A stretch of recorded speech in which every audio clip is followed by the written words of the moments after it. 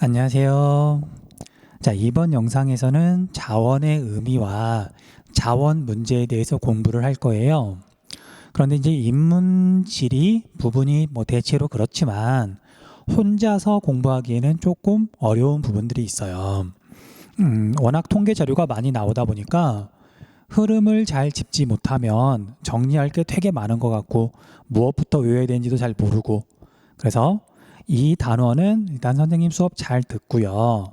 그 다음에 문제는 절대 정답을 찾으려고 덤비지 말고 문제를 계속 활용하면서 내용 부분을 여러 번 보면서 복습을 잘 해주셔야 돼요.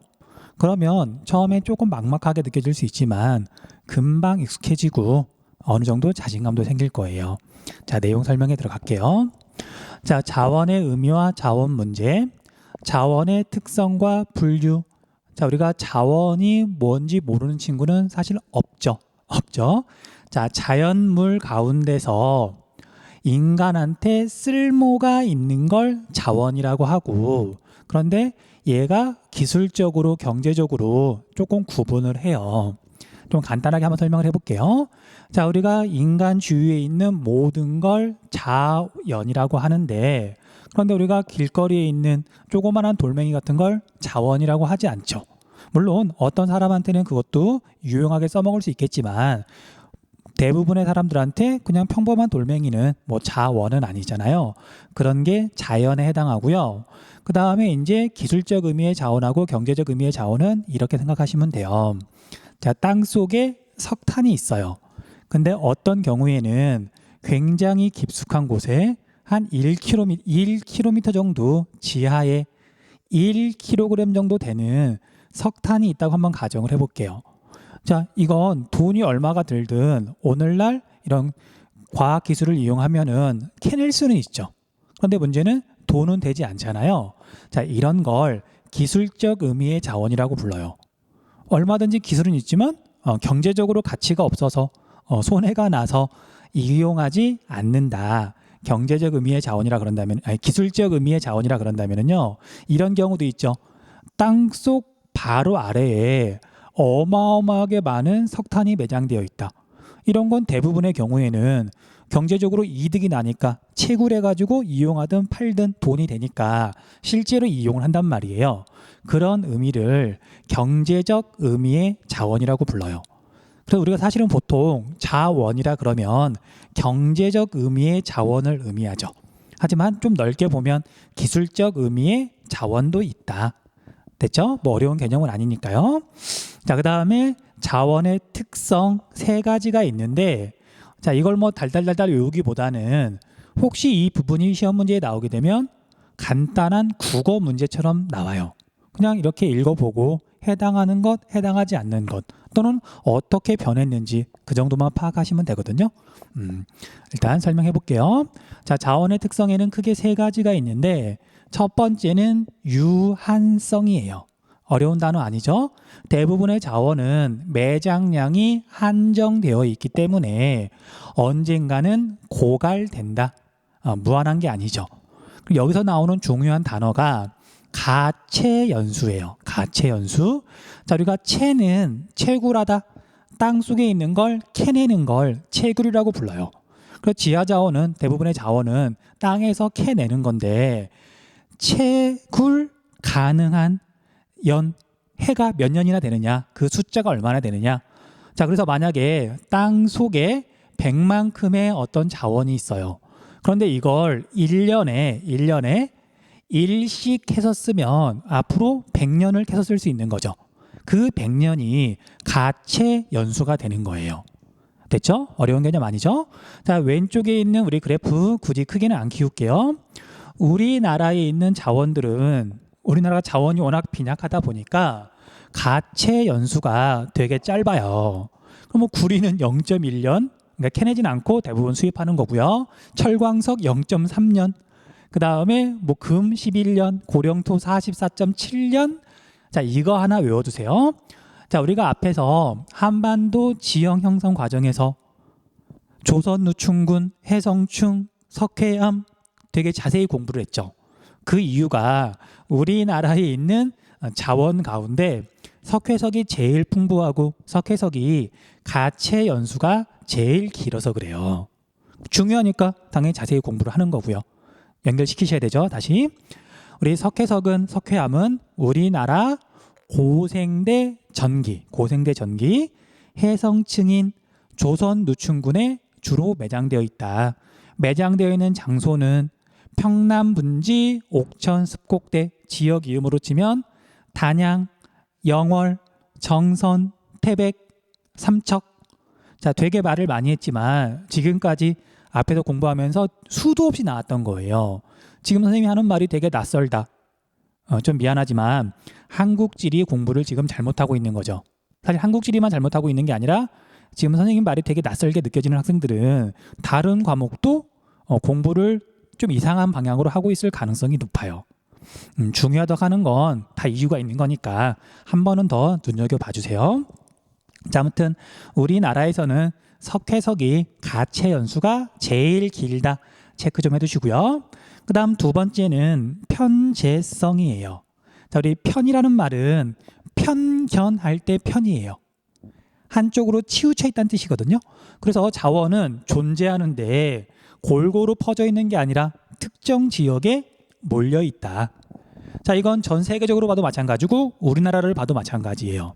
자, 예를 들면 석유를 보면 서남아시아 지역에는 정말 어마어마하게 많이 매장되어 있는 데 비해서 우리나라의 석유는 거의 없죠.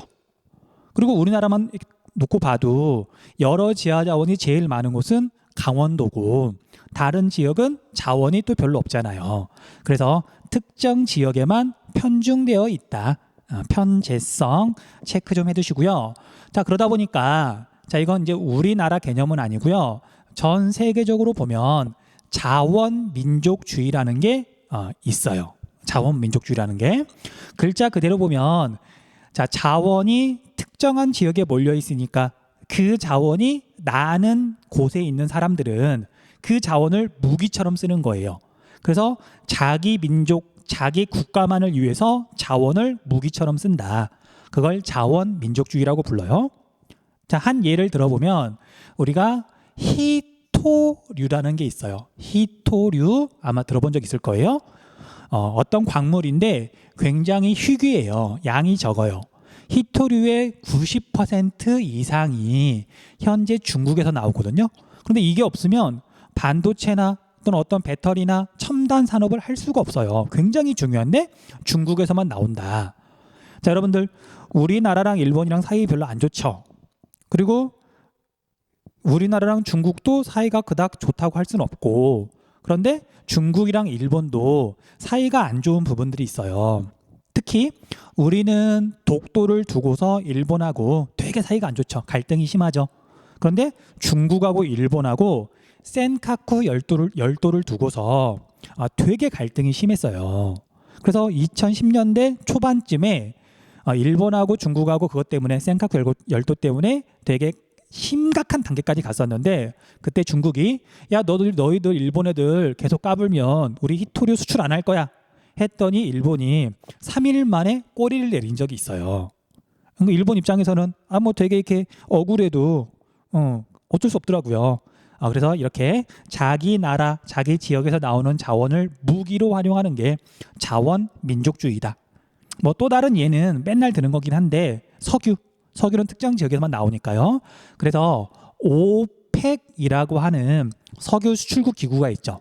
석유가 많이 나오는 나라들이 모여서 생산량 같은 거 조절해가지고 석유를 최대한 비싼 값에 팔려고 그렇게 하는 단체가 오펙이에요. 뭐 이것도 적어만 두세요. 넘어갈게요. 자, 그 다음에 세 번째 특성은 가변성이에요. 변화가 가능하다. 자, 자원은 고정되어 있는 게 아니라 기술이 발달하거나 또는 경제적 조건이 달라지거나 아니면 문화에 따라서 자원의 의미와 가치가 달라짐. 자, 얘도 하나씩 사례를 들어줄 테니까요. 뭐 이건 적어도 좋고 아니면 여기 있는 거 그냥 그대로 봐도 되고요. 자, 우리가 기술적 수준을 보면은 자, 오늘날 석유는 전 세계에서 그리고 우리나라에서 제일 많이 쓰는 에너지 자원이에요. 하지만 내연기관, 자동차가 발명되기 전에는 석유는 그냥 새카만 물, 끈적끈적한 물, 어디서 쓰기엔 좀 애매한 또는 뭐 악마의 물이라고도 불렀거든요. 이게 되게 일반 물하고는 다르잖아요. 액체긴 액체인데. 하지만 지금은 자원으로서 가치가 어마어마하죠. 기술이 발달하면서 내연기관이라는 게 발명이 되면서 석유의 가치가 되게 올라간 거죠. 됐죠? 그 다음에 경제적인 조건은, 자, 여기서는 텅스텐을 예로 들었는데, 자, 거의 비슷한 예로 우리나라에 있는 철광석을 예로 들 수가 있어요.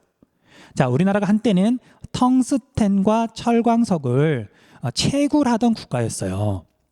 우리가 좀 가난하던 시절에 우리나라에 있는 텅스텐과 철광석을 캐내가지고 수출도 하고 그랬었거든요. 자, 그런데 중국에서 굉장히 값싼 텅스텐과 또는 이제 다른 나라에서 철광석이 수입되면서 우리나라의 텅스텐과 철광석 광산은 한때 모두 문을 닫았었어요. 자, 이건 우리나라의 자원이 아예 떨어져서 그런 게 아니라 경제 환경이 달라지면서 우리나라에 있는 걸 캐내봤자 돈이 안 되니까 안 캐는 거죠. 자, 이걸 정리해보면 한때는 경제적 의미의 자원이었으나 기술적 의미의 자원으로 바뀐 거죠. 캐내봤자 돈이 안 되니까 경제적으로 의미가 없으니까 채굴하지 않다가, 그런데 최근에는 국제 원자재 가격, 뭐 텅스텐 가격이 상승하면서 철광석 가격이 상승하면서 우리나라에 있는 걸 다시 캐내도 되겠구나. 그래서 경제적 의미의 자원으로 바뀌고 있는 중이에요. 그래서 철광석은 실제로 채굴하고 있고요. 현재 우리나라에서 텅스텐은 다시 채굴하려고 계획만 계속 세우고 있는데 2020년 현재 채굴하고 있지는 않다. 그냥 계획만 자꾸 세우는 중이에요. 그리고 뒤에서 다시 한번 말하겠지만 텅스텐은 시험 문제에서 통계 자료로 물어볼 수가 없어요. 우리나라에서 현재 채굴하고 있지 않기 때문에. 됐죠? 자, 그다음에 문화적 배경은 여기에 나와 있는 것처럼 우리한테 돼지고기하고 소고기는 엄청 중요한 식량 자원이죠. 하지만 이슬람교를 믿는 사람들은 돼지고기를 먹지 않고요. 그 다음에 힌두교를 믿는 사람들은 소고기를 먹지 않죠. 문화에 따라서도 종교에 따라서도 자원의 의미가 달라진다. 뭐 어려운 내용은 없으니까 얘도 넘어갈게요. 자, 이제 자원의 분류. 자, 여기 글이 되게 많긴 한데 체크해야 되는 건 거의 없어요. 빨리빨리 읽고 중요한 것만 체크할게요. 자, 의미에 따른 분류. 좁은 의미의 자원. 자, 우리가 보통 자원이라고 그럴 때는 좁은 의미를 말해요. 주로 천연 자원을 의미한다. 그 중에서도 주로 땅 속에 있는 걸 우리가 자원이라고 많이 하죠. 하지만 넓은 의미의 자원도 있어요. 자, 당연히 인적 자원. 자원을 실제로 이용하는 건 사람이니까 뭐 교육 수준이라든지 아니면 그 나라의 어떤 국민성이라든지 어떤 문화 같은 것들이 있잖아요. 문화적 자원 등을 모두 포함한다. 자, 뭐 한 예를 들자면, 자, 여러분들 지금 강의를 찍고 있는 게 2020년 5월 18일인데 전 세계적으로 지금도 코로나19 때문에 진짜 난리도 아니에요. 여러분들이 더 잘 알고 있겠죠? 그런데 이런 전염병이 발생했을 때 나라마다 상황이 되게 많이 다르죠. 뭐 되게 많이 다르다기보다는 우리나라만 상황이 되게 좋잖아요. 좋다기보다는 나빠지는 걸 막았잖아요. 이건 우리나라가 뭐 다른 나라에 비해서 엄청 뭐 선진국이고 엄청 돈이 많고 그래서가 아니고, 그렇죠? 어떤 제도가 마련돼 있고 그다음에 전문가의 의견을 따르고 그런 준비가 되어 있었기 때문인 거잖아요. 자, 이건 좁은 의미의 자원이 아니라 넓은 의미의 자원이 잘 갖추어져 있기 때문에 그런 거죠. 그렇죠? 그리고 여러분들은 뭐 믿거나 말거나 우리나라가 전 세계에서 독보적으로 대학 진학률이 1등이에요. 정말 독보적으로 1등이에요. 그래서 우수한 인력이 우리나라만큼 많은 나라도 드물죠. 우리나라는 인적 자원은 굉장히 풍부한 나라죠. 이게 뭐 너무 뻔한 내용이라서 이걸 물어보진 않고요. 그런데 시험에서 가끔 물어보게 되면 여기를 물어봐요. 자, 우리가 자원은 위에서 특성 설명할 때 유한성이 있었죠. 유한성. 그러니까 이제 언젠가는 고갈될 건데, 그런데 재생 가능한 자원들도 있더란 말이죠. 그래서 되도록이면 재생할 수 없는, 한 번밖에 못 쓰는 자원 대신에 계속해서 재생해서 쓸 수 있는 그런 걸 순환 자원이라고 부르는데, 그런 쪽으로 옮겨가야 되겠죠. 물론 옮겨갈 수 있는 건 옮겨갈 수 없는 것도 있거든요. 그래서 재생 정도에 따라서 크게 세 가지로 구분한다. 자, 체크 좀 잘 해주세요. 자, 먼저 첫 번째, 재생 불가능한 자원, 비재생 자원이라고도 하고요. 한 번 쓰면 없어지기 때문에 고갈 자원이라고 한다. 한 번밖에 쓸 수 없는 거예요. 읽어보시면 되고요. 화석 에너지가 대표적인 고갈 자원이에요. 얘는 사실 만들어지는데 너무 오랜 시간이 걸리니까 한 번 쓰면 없어진다고 보는 거죠. 대부분의 화석 에너지들. 자, 그 다음에 재생 가능한 자원도 있어요. 아무리 써도 금방금방 재생이 되는, 자, 그걸 순환 자원이라고 부르는데 보통은 태양 때문에 생기는 뭐 바람이나 그쵸? 또는 태양광 그런 거에 해당하고요. 그다음 태양과 달의 인력 때문에 생기는 조차를 이용한 조력 발전 같은 것들, 이런 것들이 재생 가능한 자원이죠. 뭐 여기까지는 쉽죠. 그래서 시험에서 물어보게 되면 사실 이거 물어봐요. 이거 사용량과 투자 정도에 따라 재생 수준이 달라지는 자원. 이건 인간이 노력하는 거에 따라서 계속해서 재생해서 쓸 수도 있고요. 아니면 그 반대로 한 번밖에 못 쓰는 경우도 있어요. 자, 어떤 게 있냐면요, 여기 나와 있는 것처럼 금속이 여기에 해당하고요. 그 다음에 동물, 식물 같은 것들도, 토양 같은 것도 여기에 해당한다고 보시면 돼요. 자, 우리 금속은 예를 들면 되게 쉽죠. 알루미늄 캔 분리수거 잘하면 다시 녹여가지고 계속 쓸 수 있는 데에 비해서 그냥 아무데나 버리고 분리수거 같은 거 안 하면 한 번 쓰면 없어지잖아요. 금속들이 대부분 그렇고요. 그 다음에 토양이나 동물, 식물도 마찬가지예요. 그러니까 동물을 한번 예로 들어볼게요. 자, 현재 우리나라에서 명태가 잡힌다, 안 잡힌다? 안 잡힌다? 왜냐하면 이게 지구 온난화 같은 게 진행이 되기도 하지만 우리가 명태를 너무 많이 잡았더니 우리나라 동해에 더 이상 명태가 오지 않아요. 그리고 여러분들은 잘 모르겠지만 최근에 우리나라 오징어 가격이 되게 많이 비싸졌어요. 그 이유가 워낙 많이 잡다 보니까, 우리도 잡고 일본 애들도 잡고 뭐 중국 애들도 잡고 너무 막 잡다 보니까 우리나라 주변에 오징어가 많이 줄어들었거든요. 근데 이대로 마구마구 계속 잡으면 오징어도 없어질지 모르겠죠. 그래서 적당히 잡고 뭐 이렇게 치어 같은 거 방류하고 인간이 노력을 기울이면 계속 이용할 수 있지만 마구잡이로 무리하게 한꺼번에 막 이용하면 금방 고갈돼 버리는 거잖아요. 그렇죠? 자, 그래서 금속이나 동물, 식물 같은 것도 인간의 노력에 따라서 재생 수준이 달라진다. 체크 좀 해주세요. 됐죠? 여기까지는 아마 어려운 거 없어서 금방금방 복습할 수 있을 거예요.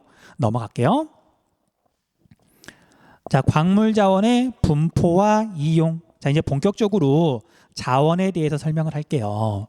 자, 일단 자원은 크게 광물 자원과 에너지 자원으로 구분하거든요. 일단 그래서 우리가 여기서는 광물 자원을 먼저 할 거고요. 에너지는 이 영상 후반부에서 할 거예요. 그리고 광물보다는 에너지가 중요해요.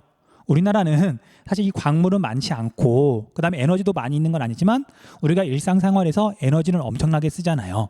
그래서 어쨌든 포인트는 에너지에 두고 공부하시면 되고요. 광물 자원은 그냥 외우시는 게 편할 거예요.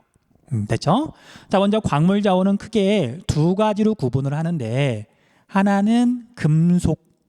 자, 금속은 전기에 대한 전도성이 있고요. 그 다음에 상온, 일반적인 온도에서는 정말 특별한 몇 개를 제외하고는 고체 상태로 이렇게 존재하죠. 굳이 설명하지 않더라도 여러분들 금속이 뭔지는 다 알잖아요. 철, 구리, 알루미늄, 그런 게 금속이잖아요.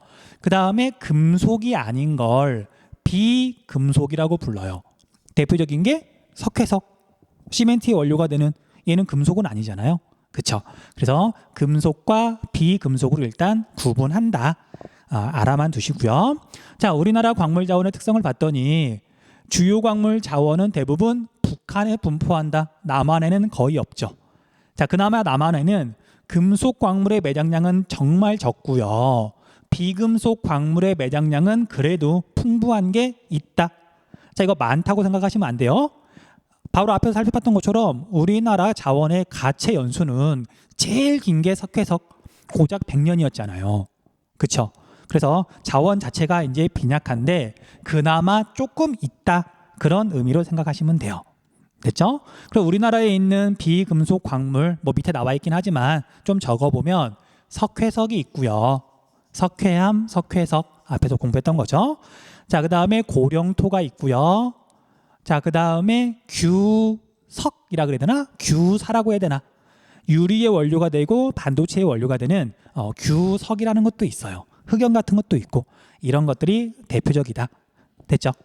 그다음 이제 하나하나 좀 살펴볼게요. 자, 주요 광물 자원의 분포와 이용이라고 돼 있는데, 자, 우리 분포는 여러분 어떻게 기억하면 좋냐면은요. 우리나라에서 자원이 가장 풍부한 지역은 강원도예요. 강원도. 그리고 강원도는 기본적으로 깔고 가고요. 강원도하고 과연 어느 지역에 이 자원이 많이 있는지 이거 가지고 구분을 하셔야 돼요. 외우는 건 이걸 외우는 거고요. 됐죠? 자, 설명해 볼게요. 자, 먼저 우리나라에 있는 광물 자원 중에 첫 번째 철광석. 철광석은 철을 함유하고 있는 어떤 암석 광석이죠. 자, 이제 우리나라에서는 홍천과 양양에 주로 매장되어 있고요. 물론 양은 얼마 안 돼요. 그리고 현재 다시 채굴하는 중이라 그랬었죠. 옛날에 채굴했다가 국제 그런 철광석이 되게 싼 게 들어오면서 채굴을 안 했다가 최근에 다시 채굴을 시작했다. 경제적 의미의 자원이었다가 기술적 의미의 자원이었다가 지금 다시 경제적 의미의 자원이 된 거죠. 그리고 우리 철광석은 사람이 노력하는 거에 따라서 재생해서 쓸 수도 있고 아니면 한 번밖에 쓸 수 없기도 하고 그 중간쯤에 해당하는 자원이었잖아요. 자, 얘는 강원도가 100%예요. 강원도 100%. 오직 강원도 기억해 두시고요. 그 다음 제철 공업의 원료가 된다. 당연한 말이고요. 북한에는 꽤 많으나 남한에는 정말 조금밖에 없다. 넘어갈게요. 그 다음 텅스텐은 철광석 철보다 밀도가 훨씬 높아서 같은 부피를 이렇게 들잖아요. 한 2배쯤 무거워요. 무겁다는 의미에서 다른 말로 중석이라고도 그래요. 중석. 무거울 중자. 중석이라고도 한다. 자, 얘는 강원도 이제 영월군 상동이라고 돼 있는데 옛날 자료에서는 그냥 상동이라고만 나왔었어요.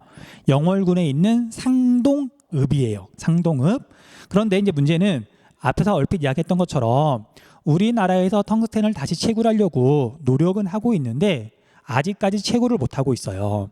그래서 결론은 얘는 강원도에만 주로 매장되어 있긴 하지만 통계로 잡히지 않는다. 캐내고 있지 않다 보니까. 됐죠? 그래서 설명을 좀 할게요. 자, 우리 텅스텐은 다른 금속이랑 섞으면 되게 단단해지고 특수한 용도로 쓸 수 있는 어떤 합금이 만들어져요. 그런 용도로 주로 쓰고 있어요. 그리고 이제 여기 나온 것처럼 최근에 재개발을 추진하고 있으나 현재는 아직 채굴하고 있진 않다. 됐죠? 넘어갈게요. 그다음 석회석은 말하면 이제 입이 아프죠. 고생대 전기, 해성층, 조선노충군, 그렇죠? 그다음에 우리 남한에서는 옥천, 습곡대, 단양, 영월, 정선, 태백, 삼척, 그다음에 경상북도 울진까지. 그래서 강원도하고 포인트는 강원도하고요. 충청북도 지역에 시멘트 공장이 있는데 강원도가 훨씬 비중이 높아요. 강원도가 대부분, 충청북도 조금, 단양에 조금 그렇게 기억하시면 돼요. 자, 시멘트 공업의 원료가 되고요. 제철 공업의 첨가물로 이용된다고 돼 있는데 자, 우리가 철광석을 녹일 때 거기에 불순물들도 당연히 있을 거잖아요. 그걸 제거할 때 석회석을 쓴다 그러더라고요. 뭐 여기까지 자세히 알 필요는 없고요. 그 다음에 여기는 앞에서 설명했던 거니까 지금은 그냥 넘어갈게요. 됐죠? 자, 그 다음에 고령토. 자, 고령토는 도자기의 원료가 되고요. 내화벽돌은 자, 불화자, 내는 인내하다 할 때 내예요. 그래서 불이 났을 때 화재가 옆으로 번지는 걸 막기 위해서 특수한 벽돌을 쓰기도 하는데 고령토로 만들어요. 됐죠? 그래서 고령토는 강원도 기본으로 들어가고요. 얘는 경상남도가 2등이에요. 좀 독특하거든요. 경상남도 중에서는 하동, 산청이라고만 되어 있는데 어쨌든 강원도가 1등, 경상남도가 2등이다. 됐죠? 자, 그래서 100% 강원도면 철광석, 텅스텐은 다루지 않으니까 무시하시면 되고요. 다루지 않다기보다는 통계에 안 잡히는 거죠. 자, 그 다음에 석회석은 강원도 1등, 충청북도가 2등, 다른 데는 없어요. 없다고 보시면 돼요. 조금 있긴 하지만. 그 다음에 고령토는 강원도 1등, 경상남도 2등, 다른 데도 있어요. 자, 뒤에서 자료가 나오면 더 보도록 할게요. 뭐 뒤에도 아니고 바로 밑에 있네요. 자, 밑에 있는 우리가 그래프 보고 어떤 광물 자원인지 구분해 볼게요. 강원도 100%, 철광석이죠. 철이라고만 적을게요. 자, 그 다음에 강원도가 1등. 뭐 강원도가 1등인 건 똑같아요. 하지만 경상남도, 경상북도, 경상남도가 있으니까 얘는 고령토. 됐죠? 그 다음에 강원도가 1등, 충청북도가 2등인데 그 격차가 어마어마하죠. 얘는 석회석 시멘트의 원료가 되는, 그렇게 구분하시면 돼요. 자, 그 다음에 여기 오른쪽 위에 있는 광물자원의 분포, 여기도 포인트만 좀 잡아줄게요. 자, 이거 다 외울 필요는 없고요. 사실 이 지도를 보면 선생님이 기분이 조금 안 좋아지기도 하는데, 왜냐하면 선생님이 고등학교 때는 이 지도 외웠었거든요. 그리고 문제도 되게 쪼잔하게 나왔었거든요. 지금 생각해도 좀 짜증이 나요. 이걸 왜 외웠어야 되는지. 그냥 그래서 전체적인 맥락만 잡을게요. 자, 먼저 우리가 배운 것부터, 석회석은 여기 강원도 남부와 여기 단양 쪽에 석회석이 많이 매장되어 있고, 시멘트 공업도 여기에 주로 발달해 있다. 다른 데도 드문드문 있긴 하지만 시멘트 공장은 여기에만 있는 거죠. 강원도, 충청북도. 됐죠?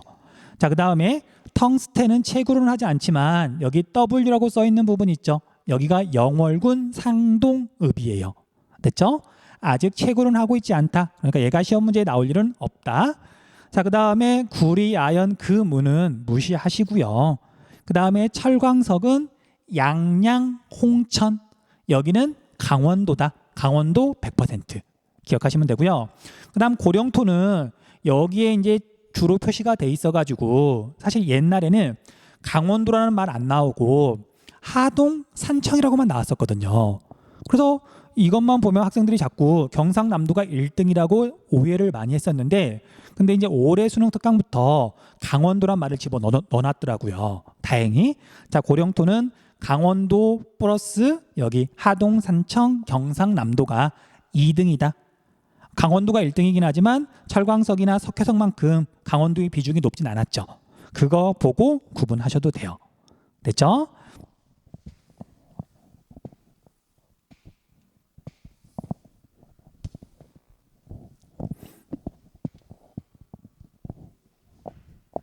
자, 이제 에너지 자원의 분포와 이용에 대해서 설명을 할게요.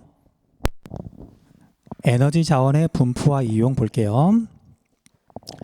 자, 에너지 자원의 소비 구조 변화 보기 전에 에너지에 대한 가장 큰 틀을 먼저 잡아주도록 할게요. 에너지 자원. 이거 잘 못 잡으면 뒤에 나오는 통계 자료 볼 때 또는 문제를 풀 때 학생들이 계속 어렵다고 징징대더라고요. 자, 단순하게 외우면 답이 없고요. 일단 틀을 잘 잡으셔야 돼요. 자, 우리가 에너지 자원이라고 할 때 에너지가 뭔지는 대충 알죠. 움직이는 어떤 힘이 되는 거, 열이 되는 거, 그게 에너지고요. 자, 이 에너지는 기본적으로 1차 에너지라는 게 있어요. 1차 에너지. 1차라는 말은 우리가 뭐 생각하면 되냐면요. 1차 산업 생각하시면 돼요. 자, 우리가 산업에는 1차, 2차, 3차 그렇게 구분을 하는데, 자연에서 뭔가를 직접 얻거나 아니면 거의 가공하지 않은 거, 그런 걸 1차 산업이라고 부르죠. 그래서 1차 에너지는 자연에서 직접 얻는, 그리고 거의 가공하지 않은 그런 걸 1차 에너지라고 해요. 일단 1차 에너지가 있다는 것만 좀 기억해 주세요. 자, 그런데 이 1차 에너지를 사람이 정말 실제로 직접 이용하기도 해요. 예를 들면 땅에서 석탄을 캐서 그걸 화력을 이용해 가지고 제철소에서 철을 녹였어요. 그러면 석탄을 직접 이용한 거죠. 됐죠? 그런데 문제는 어떤 에너지 같은 경우에는 대표적인 게 석탄이긴 하지만 직접 이용하기에는 많이 불편해 가지고 다른 형태로 가공을 해서 변화를 해서 이용하기도 해요. 그 대표적인 게 전력이죠. 전력인데 그런 형태로 다른 형태로 변환하는 에너지를 2차 에너지라고 불러요. 그러니까 1차 에너지 중에 일부는 직접 사람이 이용을 하고요.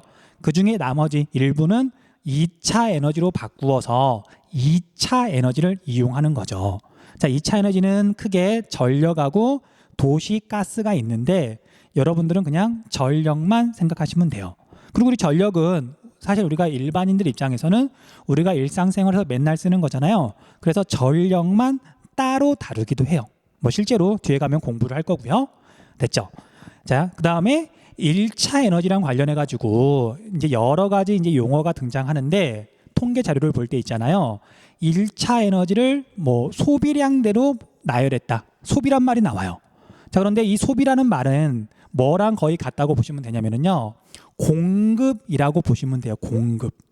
자, 우리가 우리나라에서 에너지가 생산되기도 하지만 우리나라는 자원이 별로 없으니까 외국에서 많이 들여오죠. 근데 어쨌든 우리가 쓰는 만큼 생산을 했든 수입을 했든 공급하게 되는 거잖아요. 그래서 소비 공급은 거의 같다고 보시면 돼요. 됐죠? 자, 그런데 여러분들 공급하고 생산하고는 완전히 다른 거죠. 생산은 말 그대로 외국에서 수입하는 게 아니라 우리나라에 있는 에너지 자원을 이용해서 우리가 직접 생산하는 것만 말한단 말이에요. 됐죠? 자, 일단 이거 잘 구별해 놓으시고요. 헷갈리니까 앞에 더 써줄까요? 생산이란 말은 당연히 국내 생산만을 말하는 거예요. 됐죠? 자, 그런데 이제 1차 에너지를 직접 이용하기도 하고 2차 에너지로 바꿔서 이제 전력으로 이용하기도 하고 그러는데 우리가 마지막에 쓰는 에너지를 최종 에너지라고 불러요. 말 그대로 마지막 단계 에너지다. 됐죠? 자, 그래서 이제 시험 문제에서는 조금 어렵게 물어볼 때 이렇게 물어볼 수가 있어요. 아까 예를 들었던 것처럼 1차 에너지 중에 석탄이 있죠. 석탄. 석탄은 직접 이렇게 이용하기도 하고 전력으로 바꿔서 또 이용하기도 하고 그러는데 근데 전력으로 바꾸고 나면 이걸 석탄에서 왔는지 뭐 석유에서 왔는지 천연가스에서 왔는지 전력은 구분하기가 좀 애매하죠. 그래서 이 석탄 중에 1차 에너지 석탄 중에 전력으로 하는 거 빼고 최종 에너지로 가는 것만 따졌을 때 과연 어느 분야에서 주로 이용하느냐. 자, 1차 에너지는 어디에서부터 에너지를 얻느냐가 중요하다면 최종 에너지는 마지막으로 소비하는 단계이기 때문에 얘는 어느 부분에서 에너지를 쓰느냐가 중요해요. 그래서 석탄 같은 경우에는 최종 에너지로 쓸 때 주로 제철소에서 쓴다 그랬잖아요. 그렇죠? 주로 산업용으로 쓰는 거고요. 얘는 그냥 단어만 적어줄게요. 산업용으로 쓰는 에너지가 있고요. 그 다음에 얘가 수송용으로 쓰는 에너지가 있어요. 자, 석탄은 수송용으로 쓴다 안 쓴다? 거의 안 쓰겠죠. 뭐 증기기관차도 아니고 현대에 이렇게 석탄으로 이용해서 가는 어떤 운송수단은 없으니까요. 근데 우리 1차 에너지 중에 석유는 수송용으로 굉장히 많이 쓰이겠죠. 이제 그런 식의 감이 필요한 거예요. 자, 그 다음에 또 뭐가 있냐면 얘가 가정용이 있고요. 가정이랑 뭐 상업이랑 그 다음에 공공을 같이 묶어서 말을 하는데 자, 크게 이렇게 세 가지 용도가 있다. 자, 일단 큰 틀 잡아두시고요. 왜 이렇게 구분을 하고 알려줬는지는 내용 설명이랑 그 다음에 뒤에 있는 문제풀이 부분에서 나오면 다시 한번 설명해 주도록 할게요. 자, 다시 이제 수능 특강으로 돌아가서 좀 올려볼까요? 자, 에너지 자원의 분포와 이용. 첫 번째, 에너지 자원의 소비 구조 변화. 자, 우리나라가 시대에 따라서 주로 쓰는 에너지가 좀 달라졌고요. 그 다음에 어떤 에너지들은 과거에는 없다가 어느 시기부터 많이 쓰기 시작했어요. 이제 그런 걸 시대 순으로 정리를 좀 해놓은 건데 뭐 어려운 건 없으니까 가볍게 보시면 돼요. 자, 1950년대는 6.25 전쟁이 끝나고 우리나라 정말 가난할 때죠. 돈도 없고 우리나라의 에너지 자원 같은 건 원래 별로 없고 그래서 산에 있는 나무나 풀 같은 거 이렇게 가져다가 아궁이에 떼던 시절이 있어요. 신탄은 여러분들 땔감이라고 생각하시면 돼요. 땔감. 자, 혹시 신탄에 대해서 물어볼까 안 물어볼까요? 전혀 안 물어봐요. 넘어가시면 돼요. 자, 그런데 1960년대에는 석탄 중심이었다. 이유는 단순해요. 여전히 가난했지만 우리나라에 무연탄은 있거든요. 평안노충군, 고생대 후기, 육성층 배웠었잖아요. 우리나라에 무연탄이 있으니까 우리나라에 있는 거 캐서 쓰자. 60년대에는 석탄이 중심이었다. 그러다가 이제 우리나라가 1970년대 이후로 중화공업이 발달하고 그래도 조금은 먹고 살만해지니까 석유를 수입해 와서 쓰기 시작했어요. 자, 석유 중심이라고 돼 있는데 그 이후로 쭉 계속 석유는 1등이에요. 현재도 석유가 1등이다. 기억해 두세요. 그 다음에 여기는 곧바로 1980년대로 90년대로 넘어가는데 여기에다 여러분들 하나만 좀 이렇게 넣어주세요. 1980년대 자, 80년대의 특징이 뭐냐면은요. 원자력 발전이 증가했다. 원자력이 증가했다 체크 좀 해주세요. 자, 우리나라에서 원자력 발전을 처음 시작한 건 1978년이고요. 말 그대로 처음이니까 이때 딱 한 기만 있었던 거예요. 그런데 이걸 완공한 뒤로 80년대에 원자력 발전소를 꽤 많이 지어요.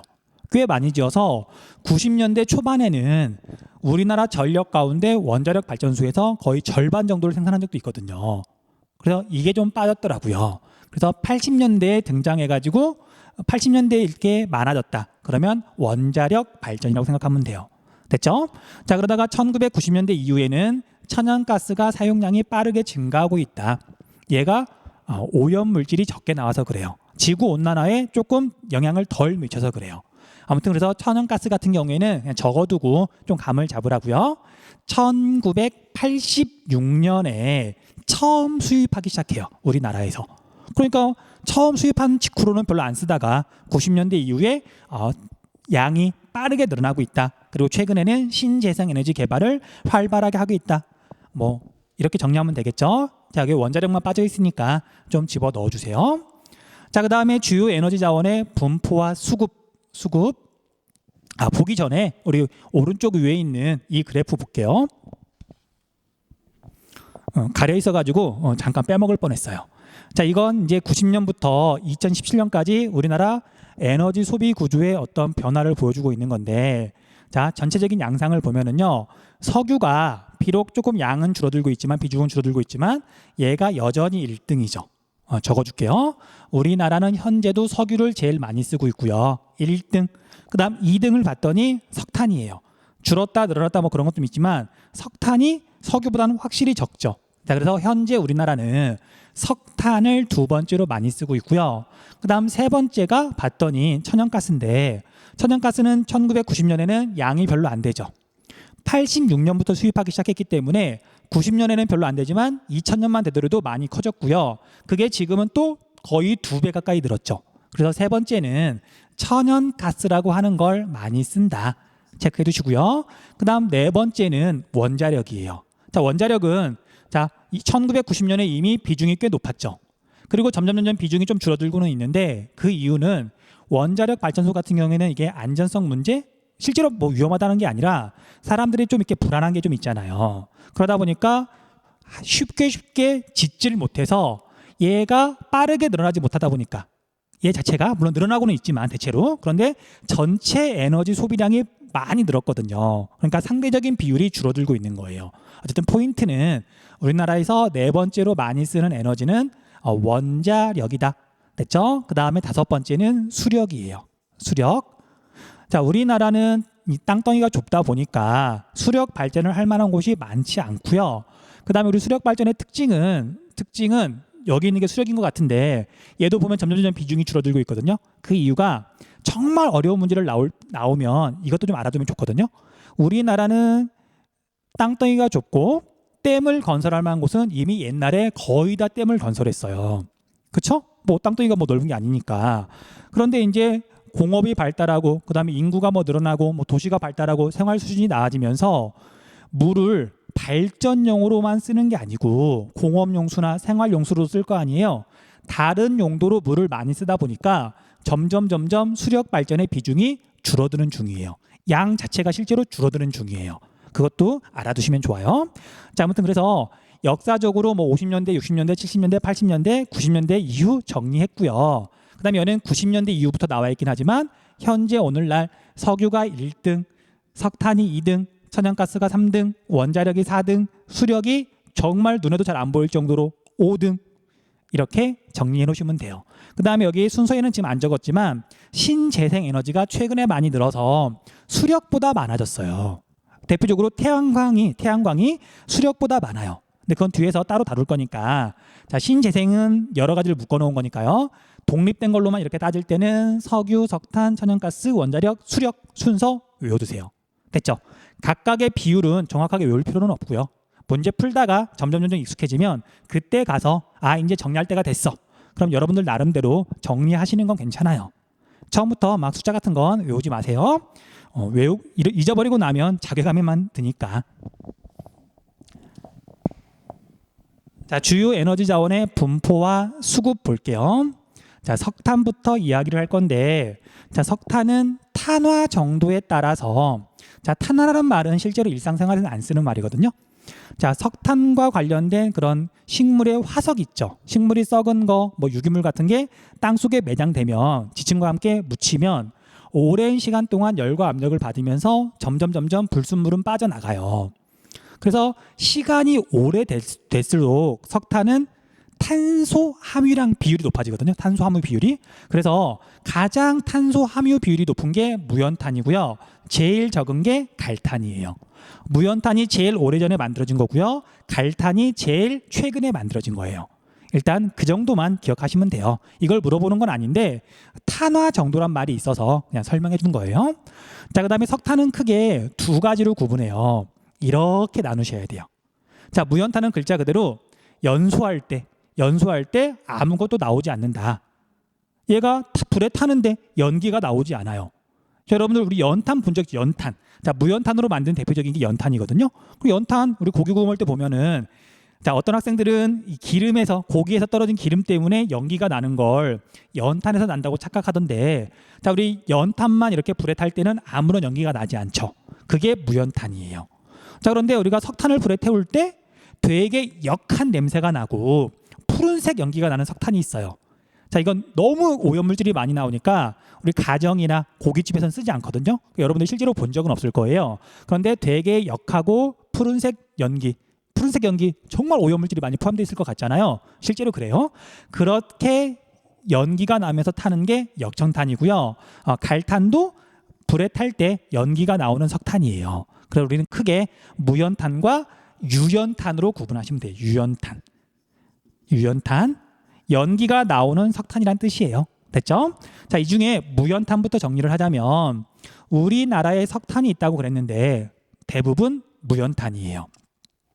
고생대 후기의 평안노충군 기억하셔야 되죠. 육성층 기억하셔야 되죠. 그 다음에 옥천 습곡대, 그 다음에 평남 분지에 주로 있었다는 거 기억하셔야 되죠. 그래서 우리나라에서는 석회석이 나오는 곳이랑 무연탄이 나오는 곳이랑 거의 비슷해요. 강원도에서 많이 나와요. 그래서 태백산지 일대를 중심으로 생산이 활발하였으나 1989년 석탄산업 합리화 정책 이후 생산량이 급격히 감소했다. 자, 이거 연도 좀 체크 좀 해둘게요. 자, 직접적인 원인은 석탄은 연탄은 일단 이용하기가 되게 불편해요. 고체다 보니까 얘가 자동으로 뭔가 이렇게 교환이 되는 게 아니라 사람이 연탄 갈아줘야 되고요. 그 다음에 고체, 새카만 고체니까 먼지도 많이 나고, 그 다음에 결정적으로 일산화탄소라고 하는 연탄가스 때문에 중독돼서 죽는 사람도 많았었어요.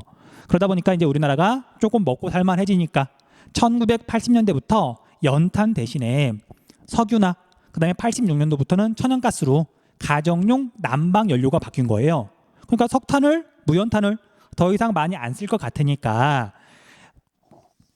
탄광을 서로 합치거나 아니면 수익성이 떨어지는 탄광은 문을 닫게 하는 등 그렇게 정부에서 석탄 산업을 강제로 이렇게 정리했어요.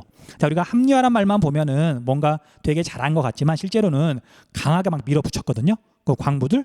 그래서 1989년 이후로 우리나라 무연탄 생산량이 되게 감소했고요. 현재는 어떨까요? 현재는 무연탄 생산할까요? 안 할까요? 현재 하고 있어요. 그래서 소량 생산하고 있다. 이것도 기억 좀 해두세요. 그럼 중요한 건 그럼 과연 어디서 생산하고 있느냐? 뒤에 가면 당연히 통계 자료가 나오겠지만 여기다 좀 적어두세요. 자, 우리나라에서 무연탄을 생산하는 곳은 강원도가 절대적이고요. 그 다음에 되게 재밌게도 전라남도에서 무연탄을 생산하고 있어요.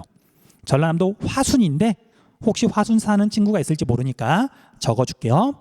전라남도 화순에서 현재도 무연탄을 채굴하고 있다. 됐죠? 그 다음 또 여기다 뭘 적어둬야 되냐면요, 우리나라에서 옛날에는 석탄을 되게 많이 캐다가 지금은 굉장히 많이 문을 닫았죠. 그래서 과거에 그 탄광 그걸 이용해 가지고 관광 산업을 하는 지역이 있어요.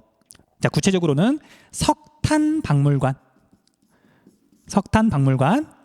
과거에는 석탄이 많이 나왔으나 지금은 별로 안 나오거나 아예 없어진 곳에서 석탄박물관을 지어놓고 관광 산업을 하더라.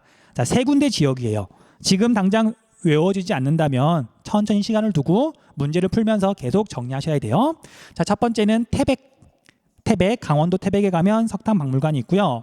그 다음에 경상북도 문경에 가면 석탄박물관이 있어요. 문경세제 있는 곳. 그 다음 한 군데가 약간 의외이긴 한데 여러분들 충청남도 보령에 가면, 자, 보성 아니에요? 충청남도 보령에 가면 석탄박물관이 있다. 자, 우리가 석탄 그 폐탄광이죠. 거기가 워낙에 깊게 굴을 파놨으니까 여름에 시원한 바람이 나오거나 막 그러거든요. 그런 걸 이용해서 어쨌든 관광 산업을 한다. 세 군데 정리 좀 해놓으세요. 됐죠?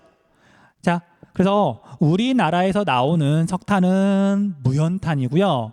그런데 문제는 우리나라가 석탄을 되게 많이 이용하는데 그 대부분은 역청탄이에요. 자, 중요한 건 무연탄은 국내 생산이지만 역청탄은 우리나라에서 산업용으로 정말 많이 이용하지만 대부분 수입에 의존한다. 거의 100% 수입이라고 보시면 돼요. 됐죠? 자, 그래서 이 역청탄은 제철 공업과 화력 발전의 연료로 이용하는데 이렇게 좀 체크 좀 해놓으세요. 대략 비율이 1:2에서 1:3 정도 되는데 제철소보다는 화력 발전소에서 이용하는 게 훨씬 더 많아요. 그래서 우리가 이제 지역별로 특징을 정리할 건데 좀 있으면, 그럼 화력 발전소가 많은 곳이 석탄 소비량도 많은 거예요. 물론 대부분 역청탄을 소비하는 거지만. 됐죠? 뒤에 가서 다시 한번 자세히 이야기하도록 할게요. 그 다음에 갈탄은 우리가 앞에서 한번 얼핏 나온 적이 있어요. 한반도 지체 구조할 때 우리 한반도에는 신생대 지층이 조금밖에 없다. 거기에서 갈탄이라고 하는 석탄 종류가 나온다. 그렇게만 말하고 넘어갔었거든요. 그래서 얘 같은 경우에는 주로 북한 쪽에 있다 보니까 중요하게 다루진 않아요. 북한 길주 명천지계 두만주계 되게 조그마한 땅덩어리가 있었잖아요. 기억나는 사람은 날 거예요. 자, 그리고 이제 얘는 우리나라에서 뭐 거의 이용하지 않지만 북한에서는 석유가 부족하다 보니까 갈탄을 이용해 가지고 액체 연료를 만드는 공업이 있대요. 거의 뭐 구체적으로 어떻게 하는지 모르겠어요. 하지만 북한에서 실제로 하고 있는 거니까 석탄 액화 공업이라고 하는 용어, 예, 잠깐만 기억 좀 해주세요. 잠깐이라기보다는 그냥 얼핏 완전히 뭐 다 외우려고 하지 마시고요. 만약 선생님이 내신 문제를 내면 얘를 굳이 내진 않을 거예요. 우리 남한에는 있지도 않은데. 됐죠? 넘어갈게요. 자, 그 다음에 석유 볼게요. 석유. 자, 석유는 주로 화학공업. 자, 여러분들 뭐 플라스틱이나 여러 가지 화학약품들 있죠. 화학 재료들 대부분 석유를 원료로 하고 있어요. 합성섬유 원료가 석유죠. 그래서 우리나라에선 실제로 화학공업에서 쓰는 원료로 쓰는 석유가 수송용 자동차나 또는 뭐 비행기나 배나 거기에 들어가는 석유보다 훨씬 더 많아요. 그래서 또 밑에서 정리를 하겠지만 우리나라에서 석유를 많이 쓰는 지역은 석유화학공업이 발달해 있는 곳이에요. 됐죠? 그래서 이거 체크 좀 해두시고요. 그 다음 국내 생산이 미비하여 대부분 수입에 의존한다. 자, 이거 정확하게 알려줄게요. 정확하게. 자, 여러분들 천연가스는 좀 이따 설명하겠지만 국내에서 분명히 생산이 돼요. 통계청 통계 자료도 잡혀요. 그런데 석유는 생산이 되냐 안 되냐 물어보면 학생들이 되게 어려워하더라고요. 자, 생산이 미비하다. 자, 정확하게 정리할게요. 자, 통계에는 안 잡혀요. 통계는 제로다. 하지만 재밌게도 여러분 직접 확인해 보면 좋을 텐데 한국석유공사라고 하는 공기업의 홈페이지가 있어요. 여기에 들어가면 자랑스럽게 이렇게 알리고 있어요. 비록 아주 조금이지만 우리나라에 석유가 분명히 나오니까, 그리고 다른 데서 또 나올 가능성이 있으니까 이걸 알리고 싶은 거예요. 그래서 어느 정도냐면 뭐 조금씩 달라지겠지만 185배럴씩 하루에 얘가 나온대요. 정말 조금이에요. 정말 조금. 하지만 분명히 나와요.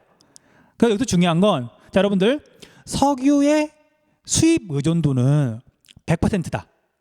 맞아, 틀리다? 정답은 안 물어본다. 애매하잖아요. 그쵸? 참고로 여러분 석탄의 수입 의존도는 100%다. X. 무연탄이 분명히 우리나라에서 생산이 되고 있잖아요. 자, 천연가스의 수입 의존도는 100%다. X. 천연가스도 분명히 통계에 잡혀요. 하지만 석유는 이렇게 애매한 구석이 있어서 아예 물어보질 않아요. 물론 여러분들 어디 가서 설명할 때는 야, 우리나라에서 현재 석유가 나와 라고 말을 해야 되겠지만 문제 풀 때는 안 물어보니까 신경 쓸 거 없다. 됐죠? 자, 이렇게만 해두시면 되고요. 자, 그 다음에 천연가스 체크 좀 할게요. 천연가스.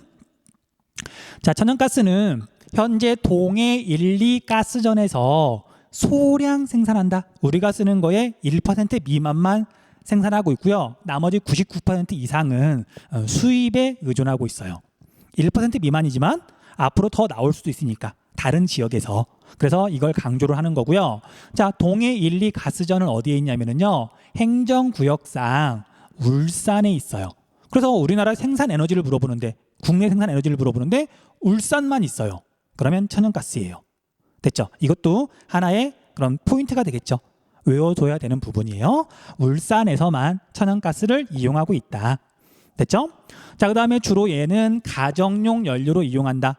자, 우리가 쓰는 도시가스 있죠. 그래서 얘는 천연가스에다가 화학물질을 살짝 첨가해가지고 이용하기 편리하도록 만드는 거거든요. 그래서 도시가스가 천연가스라고 생각하시면 돼요. 가정에서 난방용 연료로 많이 쓰죠. 그 다음에 발전용으로 요즘 많이 쓰고 있고요. 점점 늘어나는 중이에요. 왜냐하면 얘는 대기 오염물질 배출량이 굉장히 적거든요. 정리할게요. 자, 우리 대기 오염물질은 석탄이 제일 많이 나오고요. 석유도 많이 나와요. 근데 굳이 따지자면 석탄이 더 많이 나오고요. 그 다음에 천연가스는 거의 나오지 않는다. 이렇게 정리를 해놓으시면 돼요.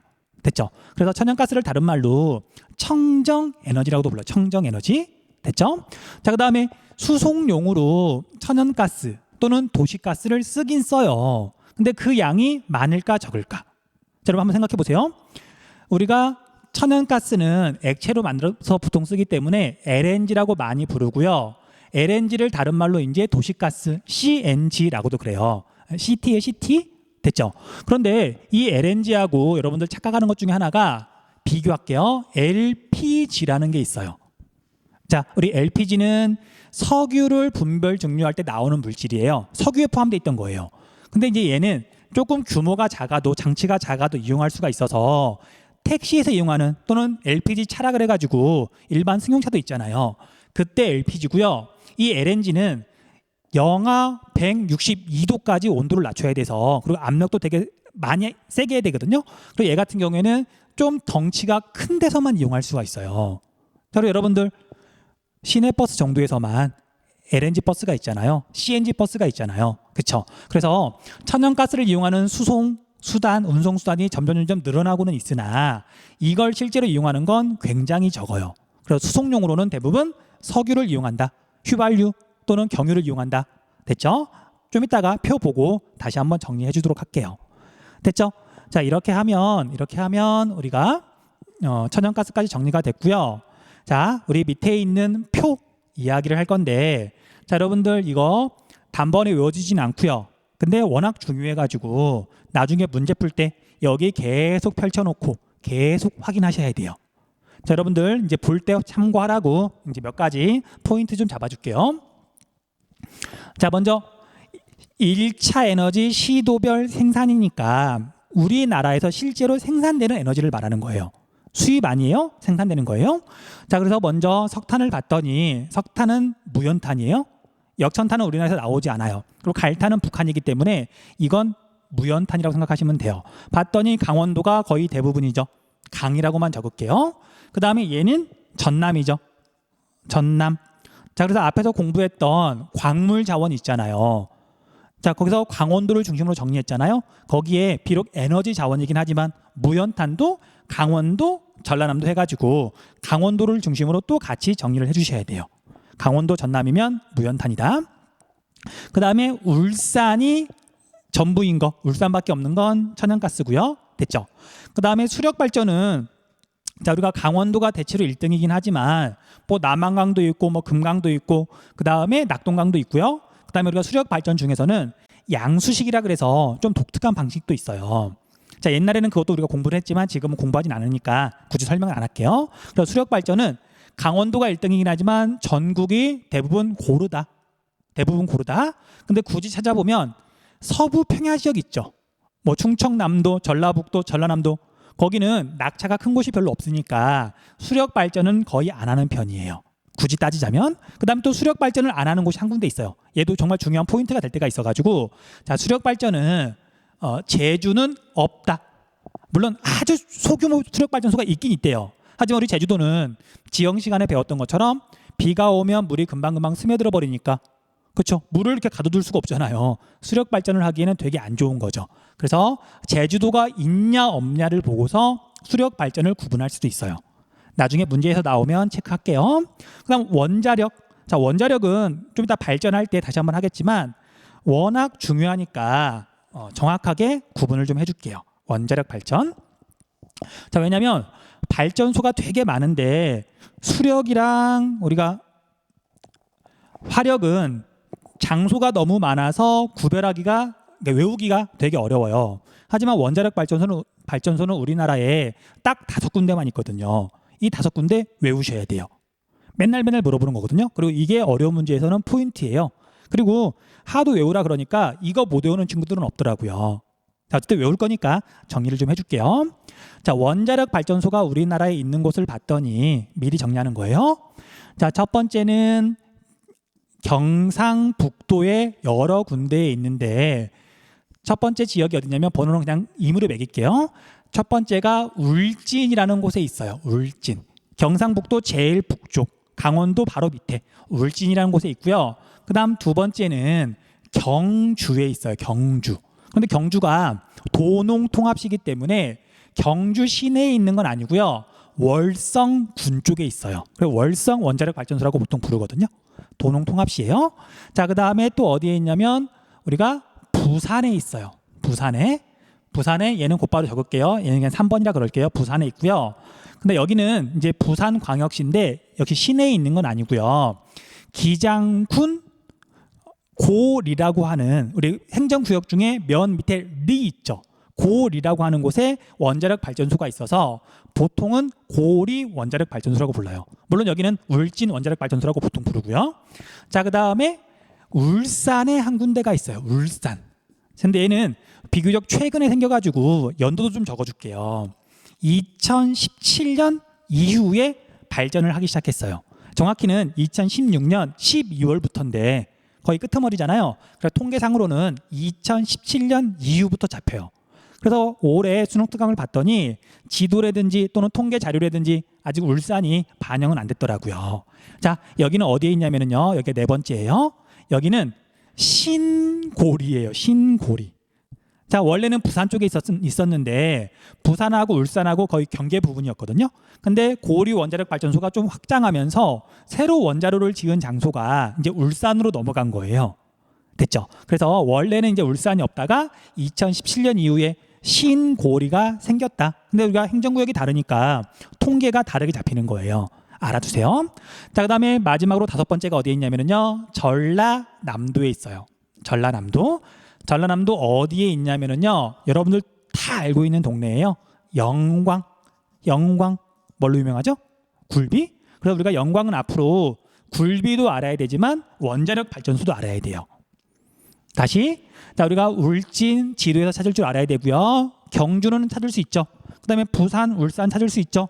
영광도 지도에서 찾을 줄 알아야 돼요. 이렇게 5곳의 원자력 발전소가 있고요. 자, 이걸 생활권으로 구분하게 되면 이렇게 4군데는 영남권에 있고요. 그 다음에 전라남도는 여기가 호남권이죠. 가끔 생활권으로도 물어보니까 오직 여기에만 있으니까. 됐죠? 근데 나중에 만약에 문제를 풀다가 헷갈려요. 그러면 경기도에는 없고 경상북도에는 있다. 원자력 발전소일 가능성이 큰 거죠.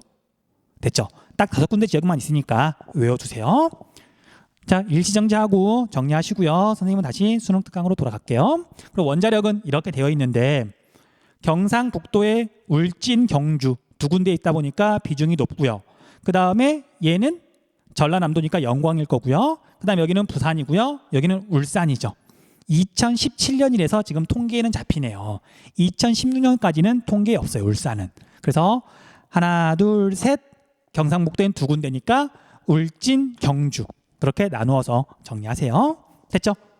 자, 그 다음에 이제 이 오른쪽에 있는 건 조금 어려운데 어렵다기보다는 좀 많죠. 그리고 다음 단원인 공업을 공부하고 나야 여기를 또 정확하게 이해할 수가 있어요. 그래서 지금은 좀 적어만 놓고요. 공업 단원까지 공부한 다음에 여기 그래프 꼭 다시 한번 보세요. 되게 중요한 그래프예요. 자, 선생님은 이게 굵게밖에 안 써지기 때문에 여기서 이제 여러 번, 한 두세 번 정도 지웠다가 하면서 이제 필기를 할 거니까 여러분들은 좀 여기다 작게 쓰든지, 작게 쓰면 아마 들어갈 것 같긴 해요.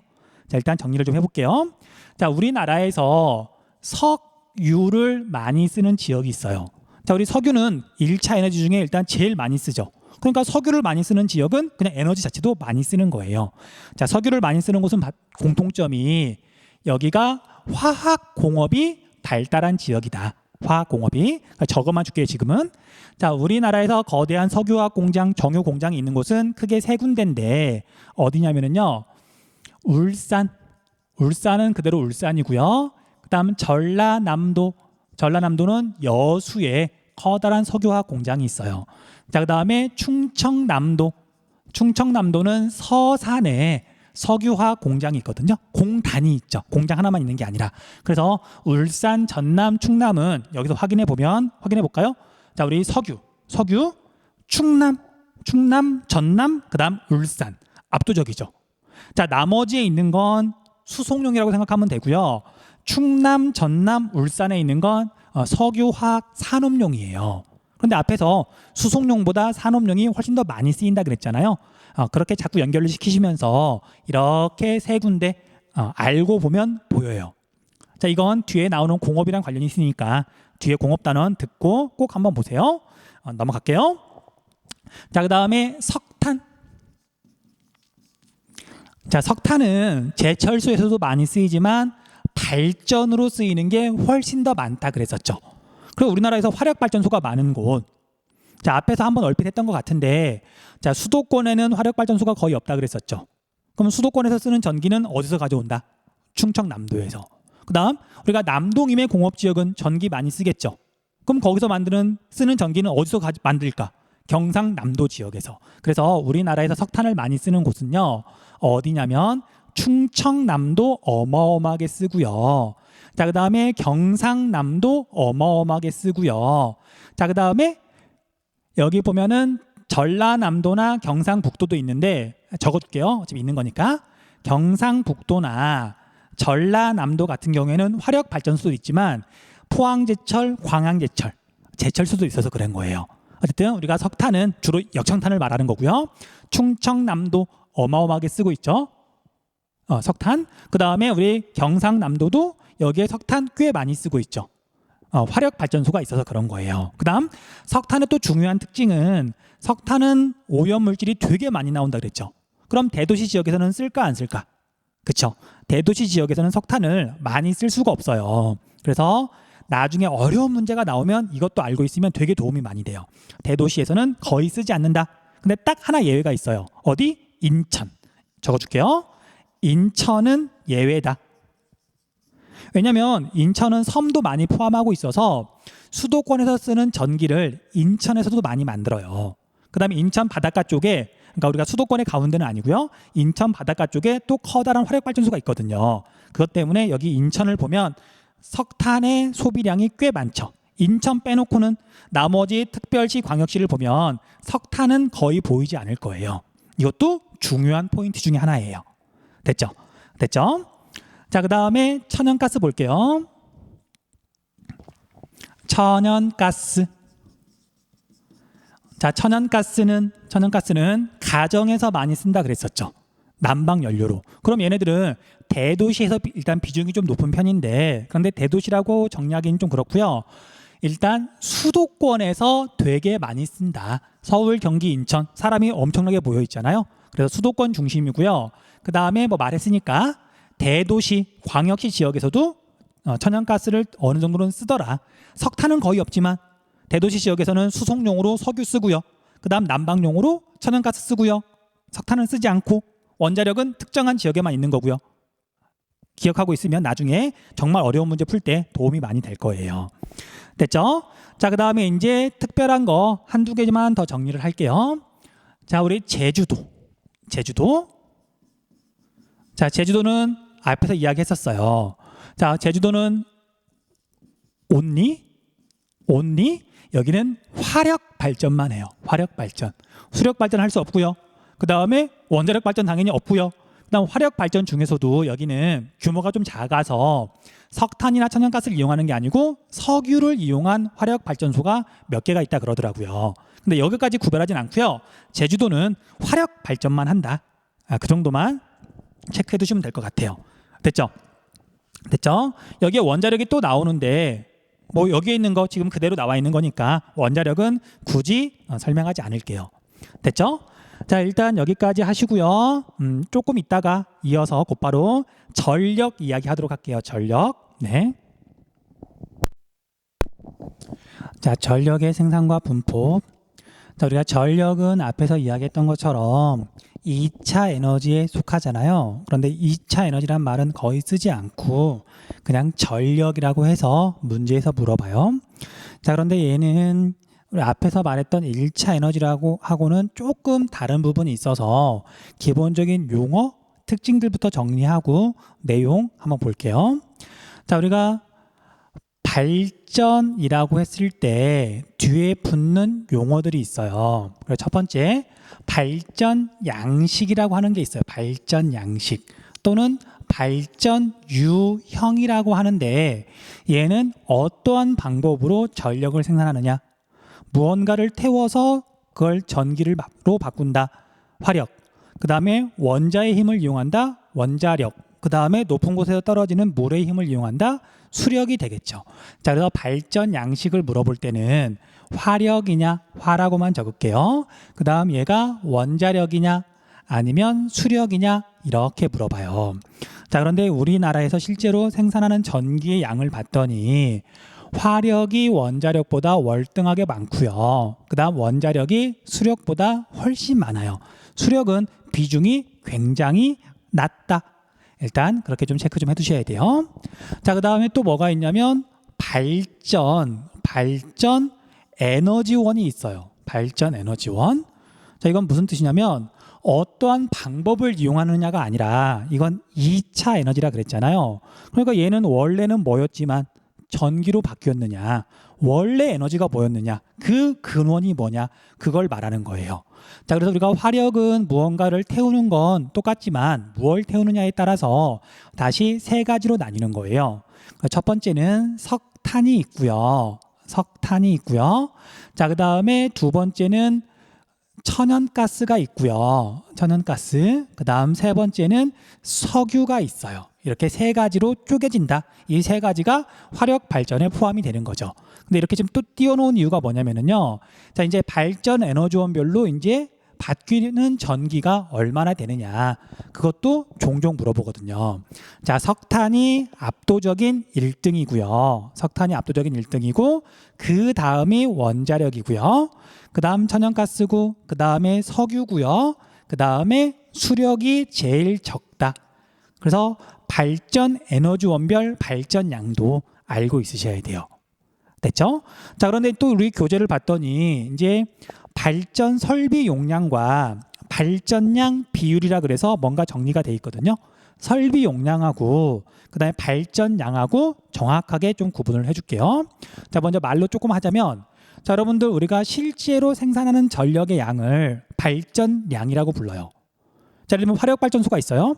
그런데 문제는 화력발전소에서 만약에 현재 100만큼 전기를 생산하고 있는데 문제는 그게 최대치는 아니에요.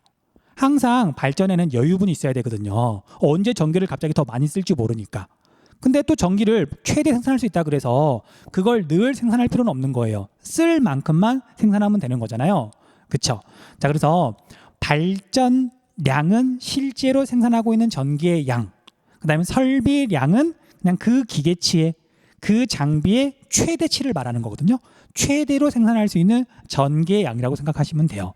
그래서 여러분들 실제로 이만큼 생산하는 건 아니지만 여러분들이 이해하기 쉽도록 설비량하고 발전량하고 대략적으로 한번 그림을 그려볼게요. 자, 여러분들 우리나라에서 전기를 제일 많이 생산하는 건 일단 화력이었잖아요. 그리고 그 다음이 원자력이었고요. 그다음 제일 적은 게 수력이었어요. 그런데 이제 각 발전 양식별로 최대로 생산할 수 있는 전기의 양을 예를 들면 화력이 100까지 생산할 수 있다. 최대 능력치는. 그다음에 원자력 발전소는 얘가 최대 능력을 발휘하면 50만큼 생산할 수 있다. 그다음 수력은 얘가 최대 생산하면 10만큼 생산할 수 있다. 이걸 설비량이라고 불러요. 하지만 실제로 생산하는 전기를 봤더니 화력 발전은 이만큼만 생산을 하는 거예요. 60 정도. 그러니까 우리나라가 전기를 많이 쓰는 계절이 있죠. 시기가 있죠. 여름하고 겨울에 많이 쓰거든요. 그때는 더 많이 생산하겠지만 봄하고 가을에는 굳이 전기를 많이 생산할 필요가 없죠. 그래서 그런 여유분 때문에 이제 이런 식으로 설비 용량하고 발전 용량하고는 다른 거예요. 그다음 원자력 발전소 같은 경우에는 얘 같은 경우에는 실제 발전량이 40 정도 된다고 볼 수 있어요. 우리 원자력 발전소는 여러분들 짐작할 수 있듯이 안전 장비다 뭐다 해가지고 굉장히 복잡할 거 아니에요. 그리고 우리가 우라늄이라고 하는 건 뭐 자주 바꿔줘야 되는 게 아니라 연료봉을 한 번 넣으면 12개월에서 18개월 동안 얘가 계속 핵분열이 일어나요. 그러니까 연료를 자주 바꿀 필요도 없고, 그래서 우리가 쓰는 기본적인 전기는 원자력 발전소하고 화력 발전소 중에 되게 규모가 큰 것들, 금방 껐다 켰다 할 수 없는 것들, 석유나 천연가스를 되게 많이 넣으면, 석탄을 되게 많이 넣으면 타는데 되게 오래 걸릴 거 아니에요. 그러니까 그런 화력 발전소나 원자력 발전소가 늘 쓰는, 기본적으로 쓰는 전기를 맞고요. 그 다음에 더 많이 필요할 때는 조그마한 화력 발전소가 열심히 돌아가고, 그 다음에 수력 발전소도 그때는 막 돌아가요. 그런 것 때문에 발전 양식별로 좀 차이가 있는데, 원자력 발전소는 껐다 켰다를 금방금방 할 수 없기 때문에 거의 1년 내내 일정하게 돌아간다고 보시면 돼요. 됐죠? 자, 그에 비해서 수력 발전은 능력치는 10인데 우리나라는 여름철에만 비가 많이 오니까 여름철 중심에 그때만 잠깐 발전을 할 수 있는 거죠. 그래서 실제로 생산하는 건 한 2 정도라고 보시면 돼요. 됐죠? 자, 그럼 볼게요. 자, 여러분들 설비 용량 순서를 보면 설비량이라 그럴게요. 설비량은 화력 발전이 1등, 원자력 발전이 2등, 수력 발전이 3등, 그 다음에 실제로 전기를 생산하는 발전량을 봤더니 여전히 화력이 1등, 그 다음에 원자력이 2등, 수력이 3등이죠. 그런데 여기에 어떤 개념이 들어가냐면요, 가동률이라고 하는 개념이 들어가요. 가동률. 요즘은 물어보는 가능성이 물론 있긴 한데 옛날에는 이거 되게 많이 물어봤거든요. 학생들이 되게 헷갈려하는 부분이라서. 자, 우리가 가동률은 자기의 능력에 비해서 실제로 얼마만큼 열심히 일을 하느냐, 그런 개념이죠. 그래서 가동률을 봤더니 재밌게도 이건 이제 부등호로 나타나기 좀 애매하죠. 원자력이 1등이고요. 능력치에 비해서 일도 열심히 하는 거예요. 그 다음에 화력이 2등이에요. 능력치에 비해서 일을 열심히 하지 않는다기보다는 필요할 때만 일을 하는 거죠. 그 다음에 3등 수력이에요. 수력은 일을 하고 싶어도 물이 있어야만 발전을 할 수 있기 때문에 가동률이 낮을 수밖에 없는 거죠. 그래서 설비량이라고 하는 건 그 발전 양식의 최대치, 그 다음에 발전량은 실제로 생산하는 전력의 양, 이거 두 가지를 알면 가동률도 어렵지 않게 순서를 알 수가 있다. 중요한 건 원자력 발전소가 가동률은 1등이다. 그리고 계절에 따라서 가장 발전량 편차가 큰 건 수력이다. 그 정도로 정리해 놓으시면 돼요. 뭐 어려운 거 없죠? 됐죠? 다시 수능 특강으로 돌아갈게요. 자, 돌아가서 전력은 대부분 화력, 원자력, 수력 발전을 통해 생산되고요. 그 다음 발전 설비 용량과 발전량 비율은 화력, 원자력, 수력 순서로 높다. 방금 설명했던 거죠. 그리고 실제로 통계값을 보면은 얼마만큼 차이가 나는지 알 수 있을 거예요.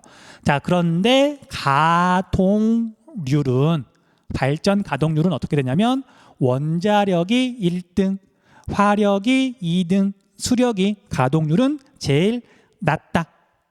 됐죠? 이거 좀 적어놓고 나중에 혹시 헷갈리거든 다시 한번 와서 보셔야 돼요. 됐죠? 자, 그 다음에 이제 수력, 화력, 원자력 발전소의 특징들 간단하게 한번 정리를 해볼게요. 입지는 어디에 발전소가 있느냐. 수력 발전소는 유량이 풍부하면 유리하고요. 낙차가 크면 유리하고. 그래서 한강, 낙동강 등의 중상류 지역에 입지하는데, 우리가 앞에서 배웠던 어떤 지형이랑 연관을 시키자면요, 감입 공유하천에 수력 발전소가 있기에 유리해요. 자, 우리가 과미곡려천은 구불구불 흐르면서 양옆이 이제 높은 산이잖아요. 쉽게 말하면 골짜기잖아요. 댐을 막으면 거기에 엄청나게 많은 물을 가둘 수가 있잖아요. 그렇죠? 그래서 한강, 낙동강 등의 중상류에 있는 과미곡려천에서 수력 발전을 많이 한다. 뻔한 얘기고요. 그다음 장단점은 발전할 때 대기 오염 물질을 거의 배출하지 않죠. 얘는 대기 오염 시키는 게 아니잖아요. 그다음에 단점으로는 소비지와 멀리 떨어져 있어서 송전, 전기를 보내는 걸 송전이라고 부르거든요. 당연히 발전을 하는 곳은 산간 지역, 과미곡려천 주변. 근데 전기를 쓰는 지역은 도시 지역. 그러니까 전봇대 같은 거 큰 거 있잖아요. 송전탑 그런 거 많이 세워야 되잖아요. 그리고 전력을 보내는 과정에서 손실도 많이 일어나요. 어쨌든 그런 단점도 있고요. 그 다음에 기후적 제약이 커서 안정적으로 전력을 생산할 수 없다. 해마다 강수량 차이가 많이 나고, 그 다음에 우리나라는 계절별로 강수량 차이가 많이 나고, 그래서 안정적인 전력 공급은 좀 어렵죠. 그리고 기후 및 생태계가 변하는데 대표적인 거 하나만 적어줄게요. 수력 발전을 하려고 댐을 건설하면 안개가 많이 껴요. 당연하죠. 이렇게 하천이 흐르는데 여기에 댐을 건설했어요. 그럼 여기에 이렇게 물이 고이면서 엄청난 저수지가 만들어지는 거죠. 호수가 만들어지는 거죠. 그러니까 수증기가 많이 증발하니까 안개가 많이 낄 수밖에 없는 거잖아요. 그리고 대표적으로 춘천 또는 뭐 충주 또는 안동 그런 도시들은 근처에 댐이 있거든요. 댐을 건설한 뒤로 안개가 너무 진하게 껴서 지금 고민이에요. 너무 앞이 안 보이니까 봄, 가을에 특히 교통사고가 실제로 막 늘어날 정도니까. 그래서 댐을 건설하면 안개가 더 많이 낀다. 체크 좀 해두세요. 그다음 화력발전소는 수력발전소나 아니면 원자력발전소에 비해서 입지 제약이 적어요. 우리가 수력은 그런 지형 조건도 있어야 되고 그다음에 굉장히 넓은 지역에 물에 잠기는 거죠. 그다음 원자력발전소는 되게 방사능에 대한 위험 부담이 있잖아요. 그에 비해서 화력발전소는 그런 게 없어요. 구조도 훨씬 단순하고. 그다음 얘 같은 경우에는 이제 연료 수입에 유리하고 천연가스나 석탄을 주로 이용하는데 대부분 외국에서 수입하니까 우리나라 화력발전소는 대부분 해안가 지역에 있어요. 연료 수입에 유리하니까. 그다음에 대소비지와 가까운 지역에 있는데 대소비지 그 자리에는 또 별로 없어요.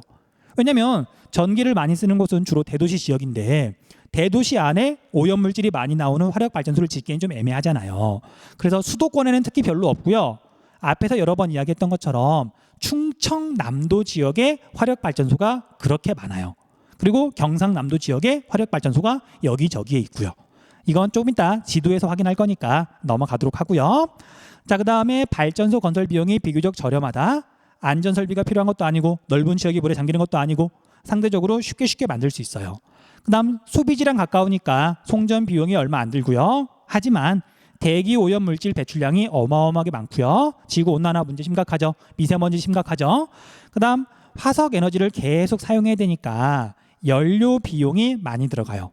자, 수력 발전 연료 비용 안 들어가죠. 비만 오면 되는 거죠. 그 다음 원자력 발전 연료 비용이 들어가긴 하지만 우라늄은 되게 조금만 가지고도 에너지를 많이 만들잖아요. 자, 여러분들 똑같은 무게면 당연히 원자력 우라늄이 석탄보다 훨씬 비싸요. 하지만 같은 양을 가지고 생산한 에너지를 봤더니 우라늄이 어마어마하게 많다 보니까 발전소 유지 비용은 연료비는 원자력보다 화력 발전이 더 많이 들어간다. 그렇게 체크하시면 돼요. 그다음 원자력 발전소는 집안이 견고하고 얘가 사고 나면 안 되죠. 그다음에 원자로가 너무 뜨거워지는 걸 막기 위해서 물이 많이 필요해요. 냉각수를 확보할 수 있는 곳. 자, 그래서 우리나라 원자력 발전소는 전부 다 해안가 지역에 있고요. 외국에 있는 원자력 발전소는 큰 강이나 큰 호수 옆에 있기도 해요. 물론 대부분은 바닷가 지역에 있지만 우리나라는 해안가 지역에 원자력 발전소가 있다. 그다음 우리나라에 원자력 발전소가 있는 곳을 봤더니 울진, 경주, 월성, 경주라고 해도 되고요. 부산은 고리, 울산, 그다음 전남, 영광 모두 5곳에 원자력 발전소가 있다. 자, 얘는 좀 이따 구글 어스 보고서 위치 한번 확인해 줄게요. 좀 할 말이 있어서 그렇거든요. 좀 이따 보여줄게요. 그 다음에 얘는 소량의 우라늄으로 엄청난 전력을 생산할 수 있다. 대신 온실가스는 거의 배출하지 않지만 발전 후에 핵 폐기물 처리하는데 비용이 엄청나게 들기도 하지만요. 아직까지 이렇게 연료봉 있죠. 폐연료봉. 그걸 영원히 처리할 수 있는 방법이 없어요. 그리고 현재 우리나라는 뭐 다른 나라도 마찬가지인데 쓰고 난 핵 연료봉을 처리를 못 해가지고 그냥 핵 발전소 옆에다가 계속 쌓아두는 중이에요. 근데 그마저도 지금 거의 가득 차가지고 과연 그 핵 폐기물 과연 어떻게 처리해야 될 건가? 전 세계가 이것 때문에 지금 골치가 아프다 그러더라고요. 그 다음에 아무리 안전장치를 많이 만들어도 심리적으로 불안한 건 어쩔 수 없죠. 그런 문제들이 있더라. 자, 우리나라에서 이제 화력 발전소가 있는 곳이랑 그 다음에 발전 에너지원별 발전량 한번 살펴볼게요.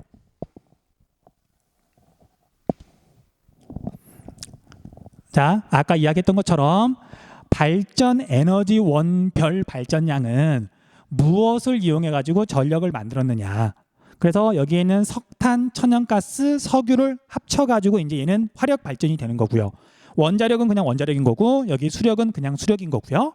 자, 비율을 뭐 지금 당장 외울 필요는 없고요. 근데 계속 문제를 풀다 보면 이거 외워지게 될 수도 있어요. 자, 아무튼 석탄을 이용해 가지고 전기를 제일 많이 만들고요. 그 다음 두 번째가 원자력이고요. 차이가 꽤 많이 나죠. 그 다음 천연가스도 만만치 않게 많고요. 그 다음에 석유는 값이 비싸니까 대부분 석유화학 공장에서 쓰는 거고 그 다음에 또 수송용으로 많이 쓰는 거고 발전소에서는 거의 쓰지 않아요. 그럼에도 불구하고 수력보다는 많죠. 자, 순서 외우세요. 자, 석탄, 원자력, 천연가스, 석유, 수력 순으로 전기로 많이 바꾼다. 그 다음에 발전 양식별로 정리하자면 석탄, 천연가스, 수력, 화력이 독보적인 1등. 그 다음 두 번째가 원자력, 수력은 정말 비중이 되게 작다. 그렇게 정리하면 되겠죠. 됐죠? 자, 그 다음에 위에 있는 지도에서 우리나라에 있는 주요 발전소 위치를 나타낸 거예요. 자, 이거 다 외워야 되냐고요? 절대 안 그렇죠. 이걸 유형을 구분을 해두시면 쉬워요. 자, 먼저 수력 발전소부터 볼게요. 수력 발전소. 수력 발전소는 일단 높이 차이가 있어야 되잖아요. 해안가 지역에 수력 발전소가 있을 수 없다. 내륙에 있고요. 그 다음에 여기저기에 많이 있는데 한강 유역에, 그 다음에 여기도 한강 남한강 유역이고요. 그 다음에 이런 것들은 양수식 발전이에요. 얼핏 이야기했던. 근데 그것까지 정리할 필요는 없고요. 수력 발전소의 특징은 내륙 지역에 있다. 됐죠? 자, 이 지도가 나오기도 하고요. 아니면 어떤 지역만 이렇게 잘라가지고 제시하기도 하는데 해안가가 아니라 내륙 지역에 여기저기 있으면 수력 발전이에요. 그렇게 구분하시면 돼요. 자, 그 다음에 우리 화력 발전소는 되게 많고요. 원자력 발전소는 딱 5군데밖에 없다 그랬었죠. 그래서 여기서 이렇게 보면은 울진, 그 다음에 월성, 신월성은 경주, 그 다음에 고리, 신고리는 여기가 부산하고 울산까지 걸쳐 있는 거고요. 영광은 전라남도 영광이고. 자, 이렇게만 놓고 봤더니 영광이 어디 있는지 잘 모르겠죠. 자, 어떻게 구분해야 되냐면요. 이렇게 나누었을 때 이쪽이 전라북도, 이쪽이 전라남도. 영광은 여기에 있어요.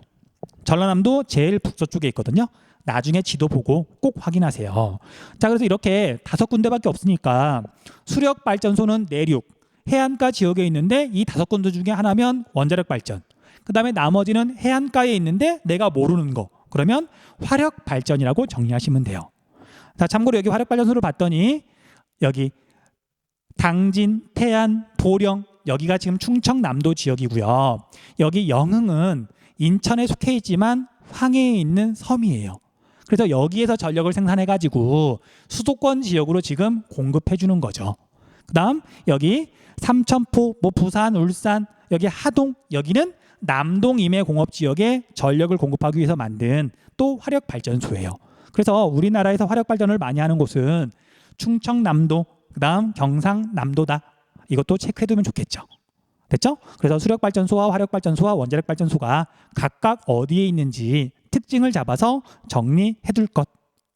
됐죠? 자, 이제 여기까지 하고 뭐 잠깐 쉬어가는 의미라기보다는 우리 구글 어스를 오랜만에 좀 보도록 할게요. 원자력발전소 조금 보여줄게요.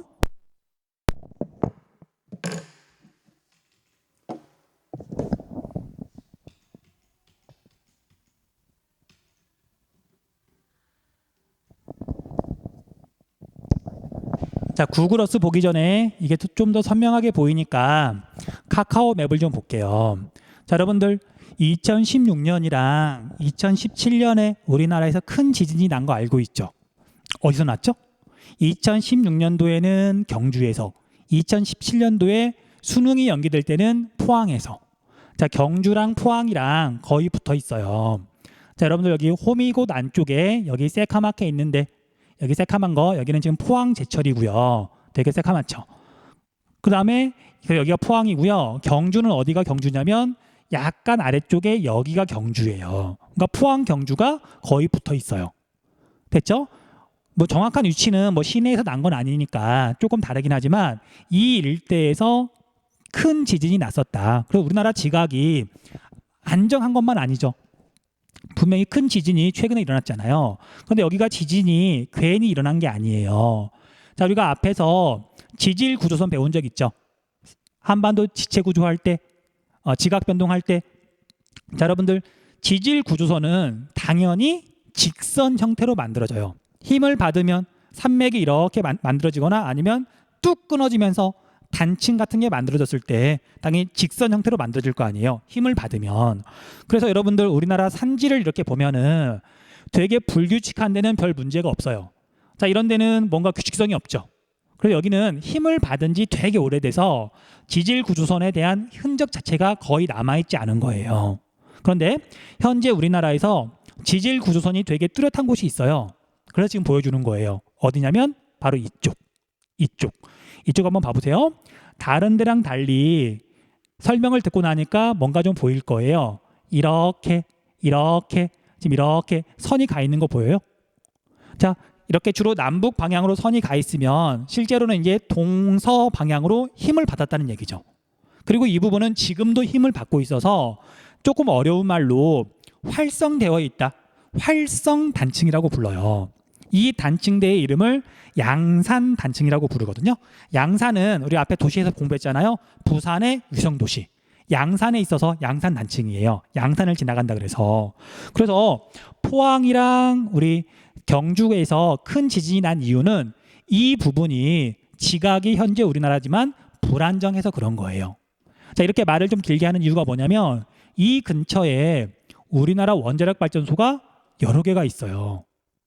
그래서 여러분들 어떻게 생각할지 모르겠지만 선생님은 한국지리를 가르치는 입장에서 그 2016년이랑 2017년에 우리나라에서 큰 지진이 났다고 했을 때 제일 먼저 드는 생각이 원자력 발전소는 안전할까? 그 생각을 제일 먼저 했어요. 포항, 경주 그 바로 옆에 원자력 발전소가 있는데 그렇죠. 그래서 여러분들 이게 언론에서 주로 이렇게 원자력 발전 계속 해야 되냐 말아야 되냐 그런 논란이 있을 때 조금 심각하게 고민을 해봐야 돼요. 서울에서 멀리 떨어져 있다 그래서 남의 얘기가 아니에요. 자, 다른 나라랑 달리 우리나라는 워낙 국토 면적이 좁다 보니까 원래는 사람이 사는 곳에서 멀리 떨어진 곳에 원자력 발전소를 지어야 되거든요. 그런데 울산에 원자력 발전소가 있고 부산에 원자력 발전소가 있고 경주에 원자력 발전소가 있잖아요. 혹시라도 만에 하나라도 정말 그런 일이 일어나면 안 되겠지만 거기에서 원자력 발전소가 문제가 생기면 우리나라 남동임의 공업지역은 그냥 끝이라고 보시면 되고요. 그 다음에 남동임의 공업지역이 망가지면 우리나라 전체가 그냥 끝이라고 보시면 돼요. 그래서 돈도 물론 중요하지만 이게 정말 사고라고 하는 게 안 나면 정말 좋겠지만 만에 하나라도 원자력 발전소에 문제가 생기면 안 되는 거잖아요. 근데 사람 일이란 건 장담할 수 없으니까. 그래서 선생님 순전히 개인적인 의견이지만 지금 당장은 힘들 수도 있어요. 하지만 오랫동안 멀리 내다보고 계획을 세워서 우리나라의 원자력 발전소를 최소한으로 줄이든지 아니면 없애는 쪽으로 정책을 좀 세워야 되지 않겠느냐. 자, 물론 선생님 말고도 비슷한 생각을 하는 사람이 꽤 많거든요. 그리고 물론 알면 원자력 발전을 계속 하자고 말하기가 좀 힘들 수도 있어요. 자, 그것 때문에 말을 좀 했던 거예요. 자, 근데 참고로 원자력 발전소는 국가 중요 시설이어서 우리나라 사이트에서는 이걸 포토샵으로 처리해가지고 보이지 않고요. 구글 어스에서는 보이더라고요. 그래서 몇 군데만 이렇게 좀 보여주도록 할게요. 자, 우리가 지난 영상에서 우리 그 도시 지역 개발에서 환경 불평등하면서 수도권에 있는 충청남도에 있는 화력 발전소를 보여준 적 있죠. 자, 우리 원자력 발전소만 한번 봐볼게요. 자, 여러분들 이렇게 위성 사진으로 봤더니 여기 양산 단층 보이죠? 그 중에 여기에 있는 회색빛은 부산이고요. 여기에 있는 이 회색빛은 울산이에요. 울산. 그리고 그 중간쯤에 이렇게 확대를 해보면 뭐 입체로 보이진 않지만 하늘에서 봤더니 이거 뭔지 알겠죠? 원자력 발전소예요. 그런데 이제 원자력 발전소가 있다 그래서 딱 하나만 있는 게 아니라 되게 여러 개가 있어요. 그래 믿거나 말거나 전 세계에서 원자력 발전소, 원자로의 밀집도가 제일 높은 나라가 우리나라예요. 좁은 지역에 원자로가 되게 많아요. 그래서 여기가 이제 고리 원자력 발전소인데 여기에 몇 개를 더 지으면서 여기는 최근에 지은 거고요. 그다음 여기는 지금 새로 짓고 있는 건데 이 여기가 바로 이제 울산인 거예요. 원래는 이제 울산이 없다가 원자력 발전소가 이렇게 확장되면서 울산까지 선을 넘어간 거예요. 그럼 아무튼 여기가 만약에 혹시라도 정말 사고가 나면 문제가 생기면 울산, 부산, 후쿠시마 원자력 발전소 사고 난 거하고는 비교할 수가 없어요. 아무튼 이 부분 되게 불안해요. 자, 그 다음에 더 올라가면 여기가 경주라 그랬었죠. 그리고 경주 바닷가 지역 이쪽이 이제 월성군인데 여기도 이렇게 확대를 해 들어가 보면 원자력 발전소가 보일 건데 얘가 어디 있을까? 찾아볼까요? 꽤 큰 시설이라서 좀 넘기면 보일 텐데 여긴가? 여기네요. 자, 여기도 봤더니 이제 딱 위에서 봤더니 이게 지금 원자로 드릴이죠. 여기도 이제 여기가 월성 원자력 발전소고요. 위치는 경주예요, 경주. 넘어가시면 되고요. 그 다음에 이제 위치만 확인할게요. 여기 울진에 가도 해안가에 원자력 발전소가 있고요. 그 다음에 전라남도 지역은 여기가 이제 전라남도 쪽인데 여기도 이렇게 확대에 들어가 보면 원자력 발전소가 여기에 있을 거예요. 그렇죠? 여기 봤더니 하늘에서 봐도 보이죠? 여기에 원자로가 하나, 둘, 셋, 넷, 다섯, 6개가 있는 거잖아요. 하나만 있는 게 아니라 어쨌든 이 중에 문제가 생기면 절대 안 돼요. 절대 안 돼. 자, 아무튼 그래서 다시 한번 말하지만 선생님 개인적인 의견이지만 짧은 기간 안에 원자력 발전소를 이렇게 다 문 닫자고 하는 건 아니고요. 어쨌든 멀리 내다보고 조금씩 줄여 나가든지 그러는 게 올바른 방향이지 않을까. 자, 아무튼 여기까지 하면 발전은 다 끝났고요. 이제 나머지 부분은 신재생 에너지인데 얘는 양이 정말 별로 안 돼서 좀 빨리 끝내도록 할게요.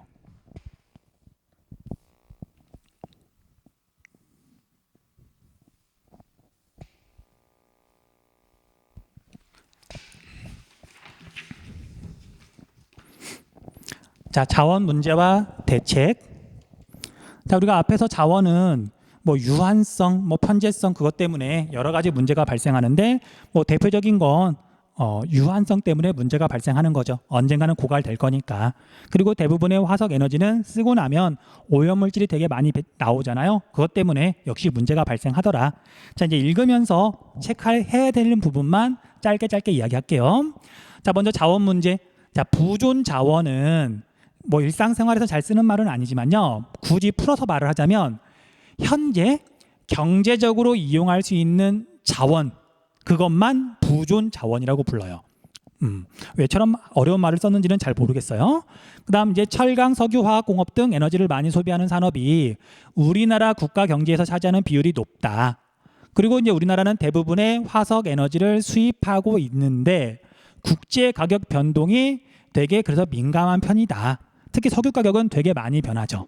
자, 우리가 이제 오른쪽에 있는 이 그래프를 봤더니 우리나라는 우리가 쓰는 에너지를 100이라 그랬을 때 여기가 100%죠. 근데 현재 얼마쯤 수입하고 있냐면 95% 정도 수입하고 있는 것 같아요. 뭐 1, 2%야 큰 의미는 없으니까. 그런데 우리 1인당 에너지 소비량을 봤더니 얘가 꾸준히 증가하고 있죠. 우리나라의 에너지는 없지만 에너지 소비량은 꾸준히 증가하고 있다. 당연히 우리가 해결해야 되는 문제잖아요. 그래서 지금 당장은 힘들더라도 신재생 에너지에 더 많은 투자를 해야만 하는 거죠. 아무튼 넘어갈게요.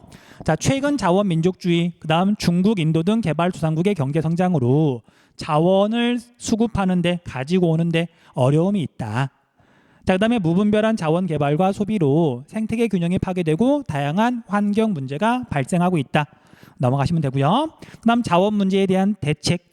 자원 이용의 효율성 증대.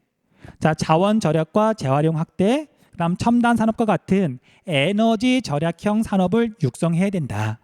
자, 선생님이 구체적인 숫자 같은 건 지금 기억이 안 나기는 하는데 예를 그 100달러의 이득을 얻기 위해서 과연 에너지를 얼마만큼 많이 쓰느냐. 쉽게 말하면 중화공업 중심이면 에너지를 많이 써야 되는 거고요.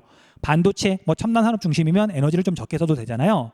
우리나라는 미국이나 일본에 비해서 똑같은 돈을 벌기 위해서 더 많은 에너지를 쓰는 산업 구조예요. 그런 걸 역시 멀리 내다보고 에너지 절약형, 에너지를 적게 쓰는 산업으로 바꿔 나가야 되겠죠. 어쩔 수 없잖아요. 우리나라는 에너지는 거의 없는데 에너지를 많이 쓰는 산업을 하고 있으니까 이걸 고쳐 나가야 되는 거죠. 자, 넘어갈게요. 자, 자원의 안정적인 확보. 해외 자원 개발에 적극적으로 참여해야 되고요. 자원 수입국의 다변화도 해야 된다. 자, 이건 무슨 소리냐면요. 특히 석유가 그러는데 우리나라는 과거에 석유를 대부분 서남아시아에서 가져왔어요. 값이 싸니까. 근데 문제는 서남아시아 지역이 정치적으로 워낙 불안하다 보니까 맨날 난리가 나고 그다음에 석유 가격이 계속 변하고 어떨 때는 구하고 싶어도 못 구하고 그게 석유 파동이죠. 오일 쇼크죠. 그러다 보니까 값이 조금 비싸더라도 우리가 서남아시아 말고 다른 데서도 좀 가져와야 되겠구나.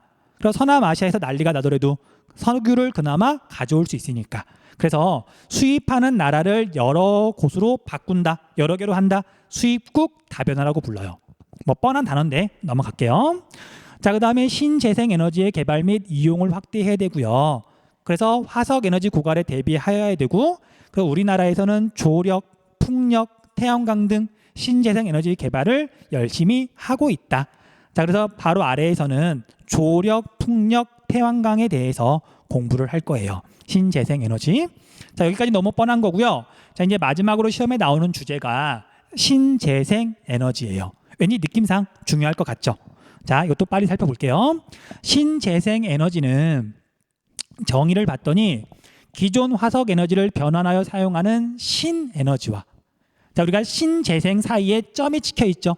신생하고 재생은 달라요. 신생은 새로 생긴 에너지라고 보시면 되고요. 그 다음에 재생 에너지는 말 그대로 계속해서 쓸 수 있는 에너지를 말하는 거예요.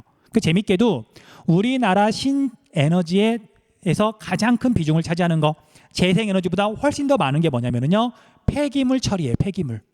쉽게 말하면 옛날에는 쓰레기를 그냥 이렇게 묻었다면 지금은 쓰레기를 태워가지고 전기나 아니면 열 에너지를 얻기도 하거든요. 근데 이걸 우리가 신재생 에너지라고 그러면 조금 안 맞잖아요. 얘는 신생 에너지지 재생 에너지는 아니고요. 그리고 통계만 보면 우리나라가 신재생 에너지 비율이 많이 높아져 있긴 해요. 근데 그 대부분이 쓰레기예요, 쓰레기. 그러니까 이것도 약간 눈속임이라고 볼 수 있는 거죠. 통계를 볼 때는 좀 잘 좀 살펴봐야 돼요. 자, 그다음에 우리가 바이오 뭐 생명체를 이용해 가지고 에너지를 얻는 방법도 있는데 이것도 신생 에너지에 들어가요. 뭐 재생되는 건 아니니까. 자, 넘어가시고요. 그다음 특징은 고갈 위험이 낮고 친환경적이다. 그리고 현재 시점에서는 화석 에너지보다는 경제적 효율성은 낮지만 그러니까 이제 신재생 에너지를 하려면 정부에서 지원을 많이 해줘야 돼요. 정책적으로. 그래야 경제성이 좀 떨어지더라도 신재생 에너지를 할 수 있는 거잖아요. 그래서 뒤에 나오는 신재생 에너지를 하는 것도 자연 환경도 중요하지만 정부에서 지방 정부에서 얼마만큼 지원을 해주느냐 그것도 되게 중요하게 작용을 하더라고요.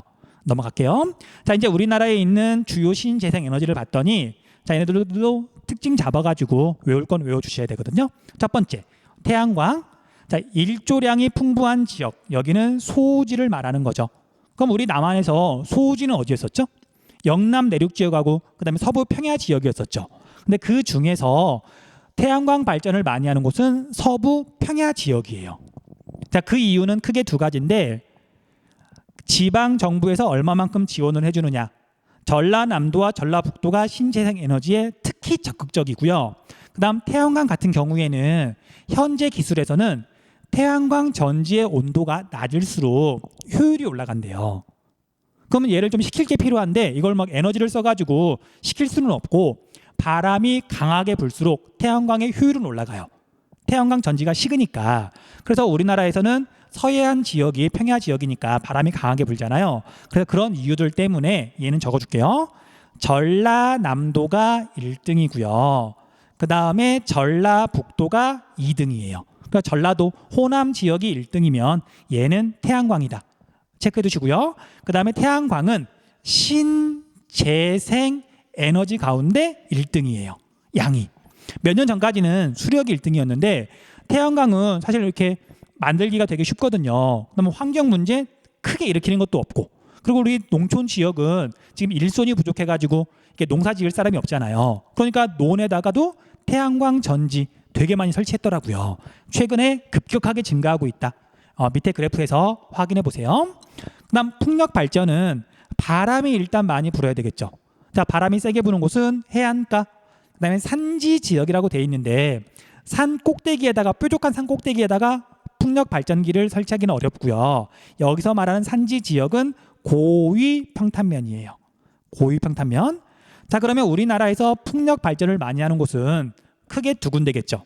하나는 고위 평탄면이 많은 대관령이라고 되어 있는데 강원도고요.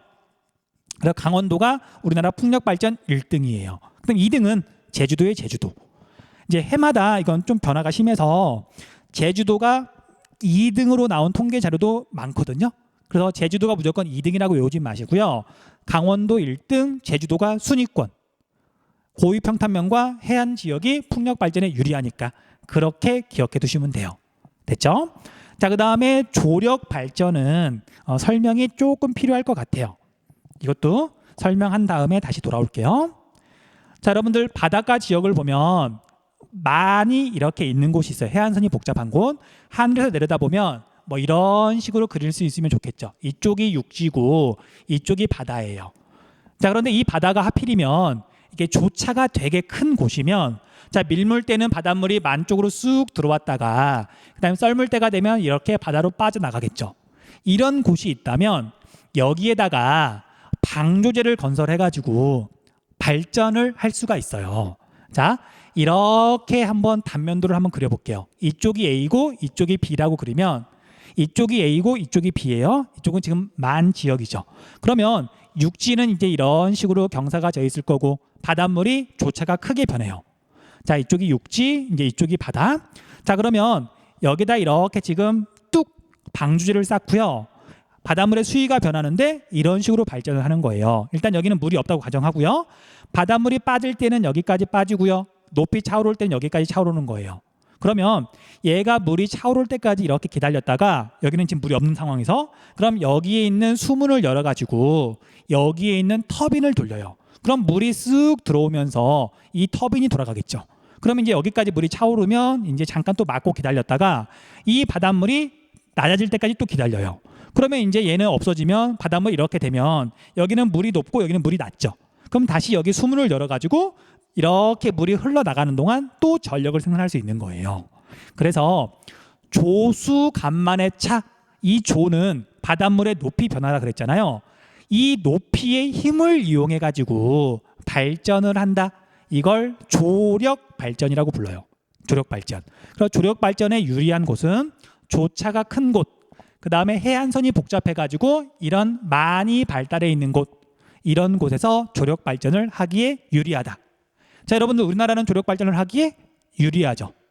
서해는 조차가 굉장히 크고 그 다음에 해안선도 굉장히 복잡하잖아요. 그래서 전 세계에서 규모가 제일 큰 조력 발전소가 우리나라에 있어요. 외워둬야 되겠죠.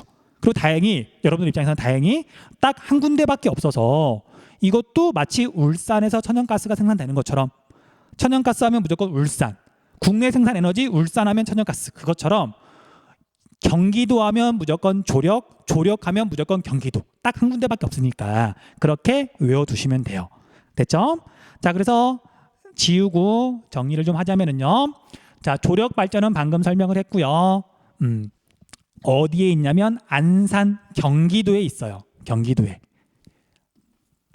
안산에 가면 시화호라고 하는 호수가 있고요. 시화 방주제가 있고 거기에서 조력 발전을 하는데 이게 세계 최대 규모다.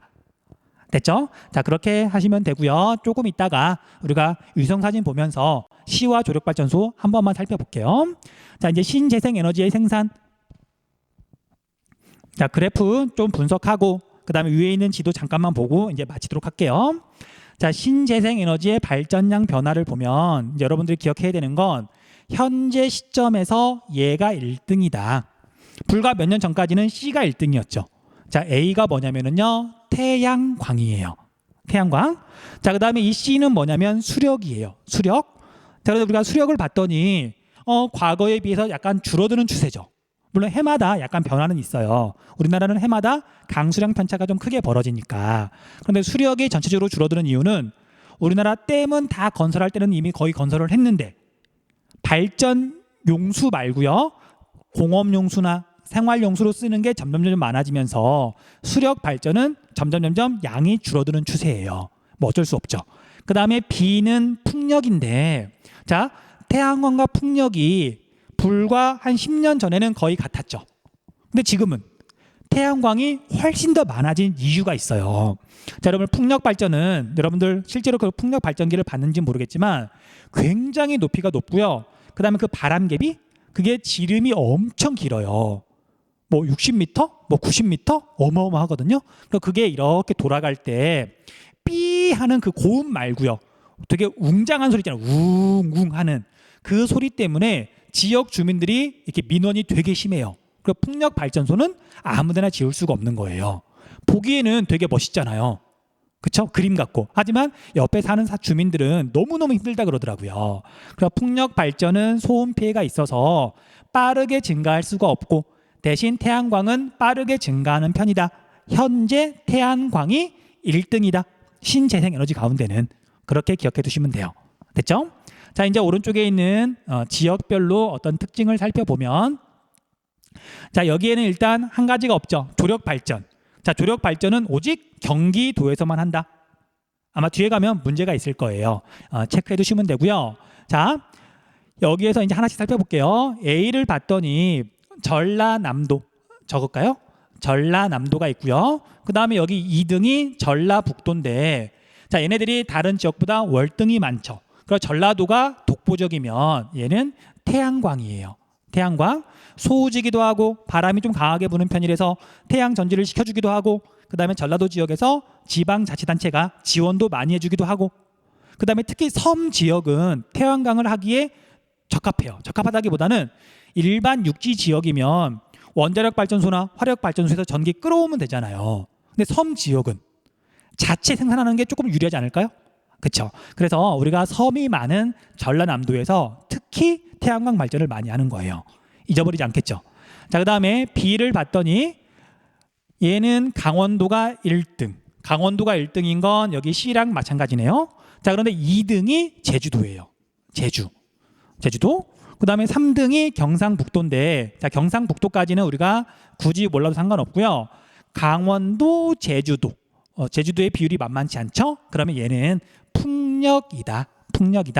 체크해 두시면 되고요. 그 다음에 C는 수력인데 C의 포인트는 제주도가 없어요. 제주도는 물이 너무 잘 스며드니까 수력 발전이 통계에는 거의 안 잡혀요. 그 다음에 또 여기는 어디가 거의 없냐면요, 전라도 지역이 없죠. 여기 아마 기타로 잡힐 건데, 자, 전라도 지역은 평야가 넓다 보니까 수력 발전을 하기에는 불리하잖아요.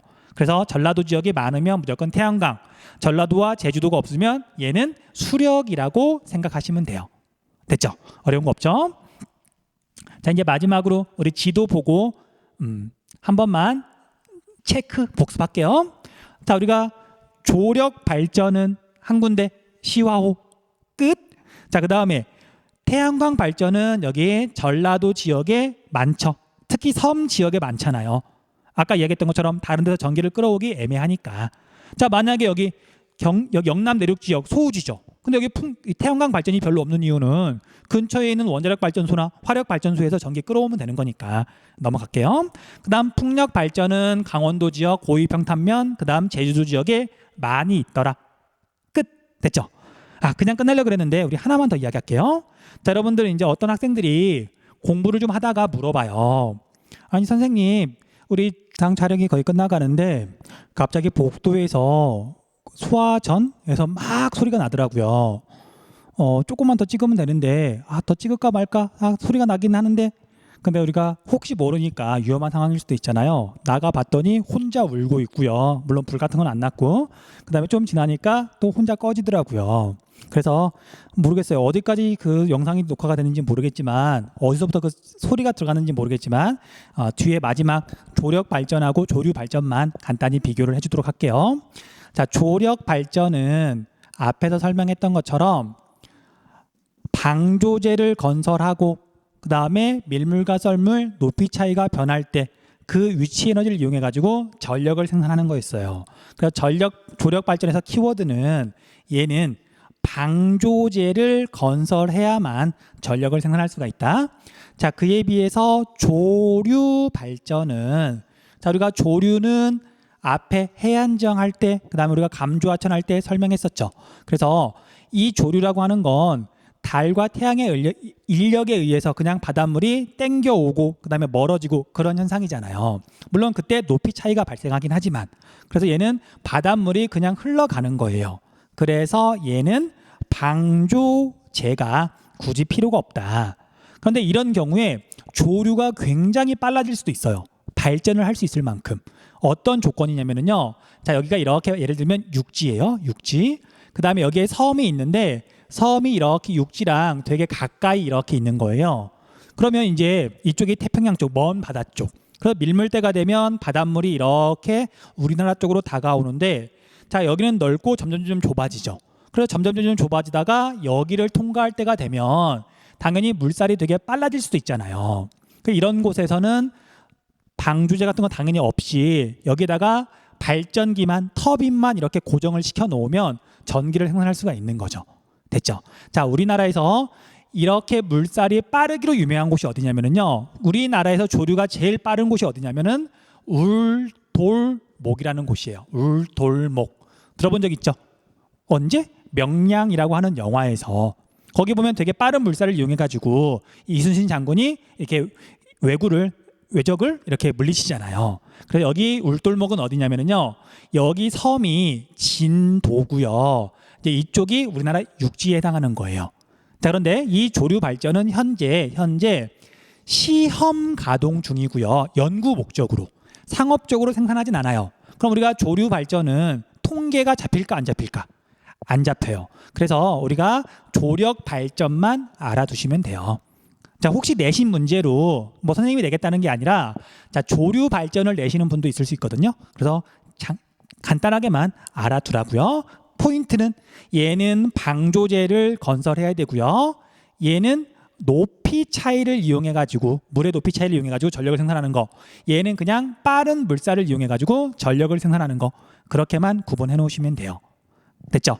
자, 마지막으로 우리 지도에서 조력 발전소와 조류 발전소 위성 사진만 한 번만 보고 마치도록 할게요.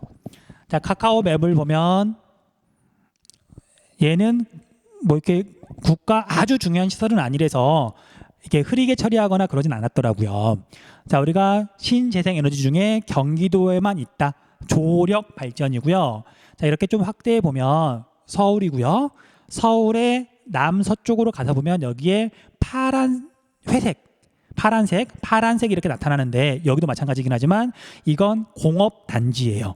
공장의 이미지잖아요. 실제로 여기 보면 이제 지붕이 파란색이 많고, 자, 아무튼 여기가 어디냐면 안산이에요.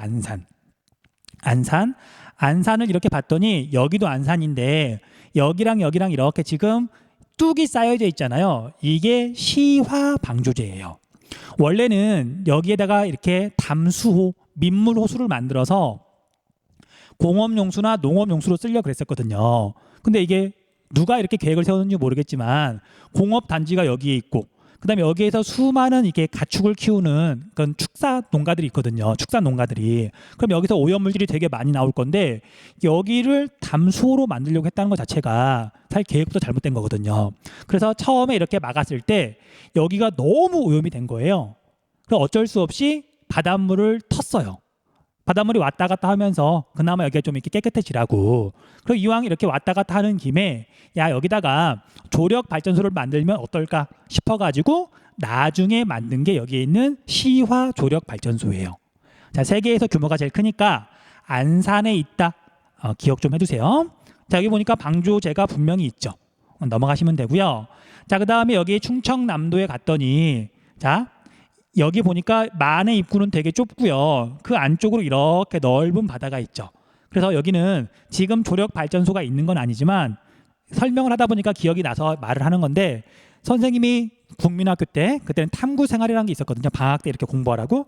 거기에서 조력 발전을 이야기하면서 예로 들었던 지역이에요. 여기다가 이렇게 방주제를 건설하고 조력 발전소를 만들면 어마어마한 전기를 생산할 수 있다면서요. 자, 여기 만 이름이 가로림만이에요. 근데 여기도 갯벌의 가치가 높으니까 조력 발전소를 만들기가 쉽지 않은 것 같더라고요. 물론 선생님 의견도 굳이 조력 발전소를 만들어야 되느냐, 우리나라가 전기를 다른 방법으로도 만들 수 있는데, 아무튼 여기가 가로림만. 자, 이제 넘어가서 울돌목 볼게요.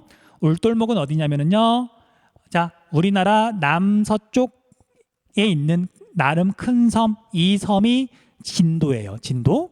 그래서 여기 모양을 봤더니 태평양 쪽은 넓게 열려져 있고 점점 좀 좁아지죠.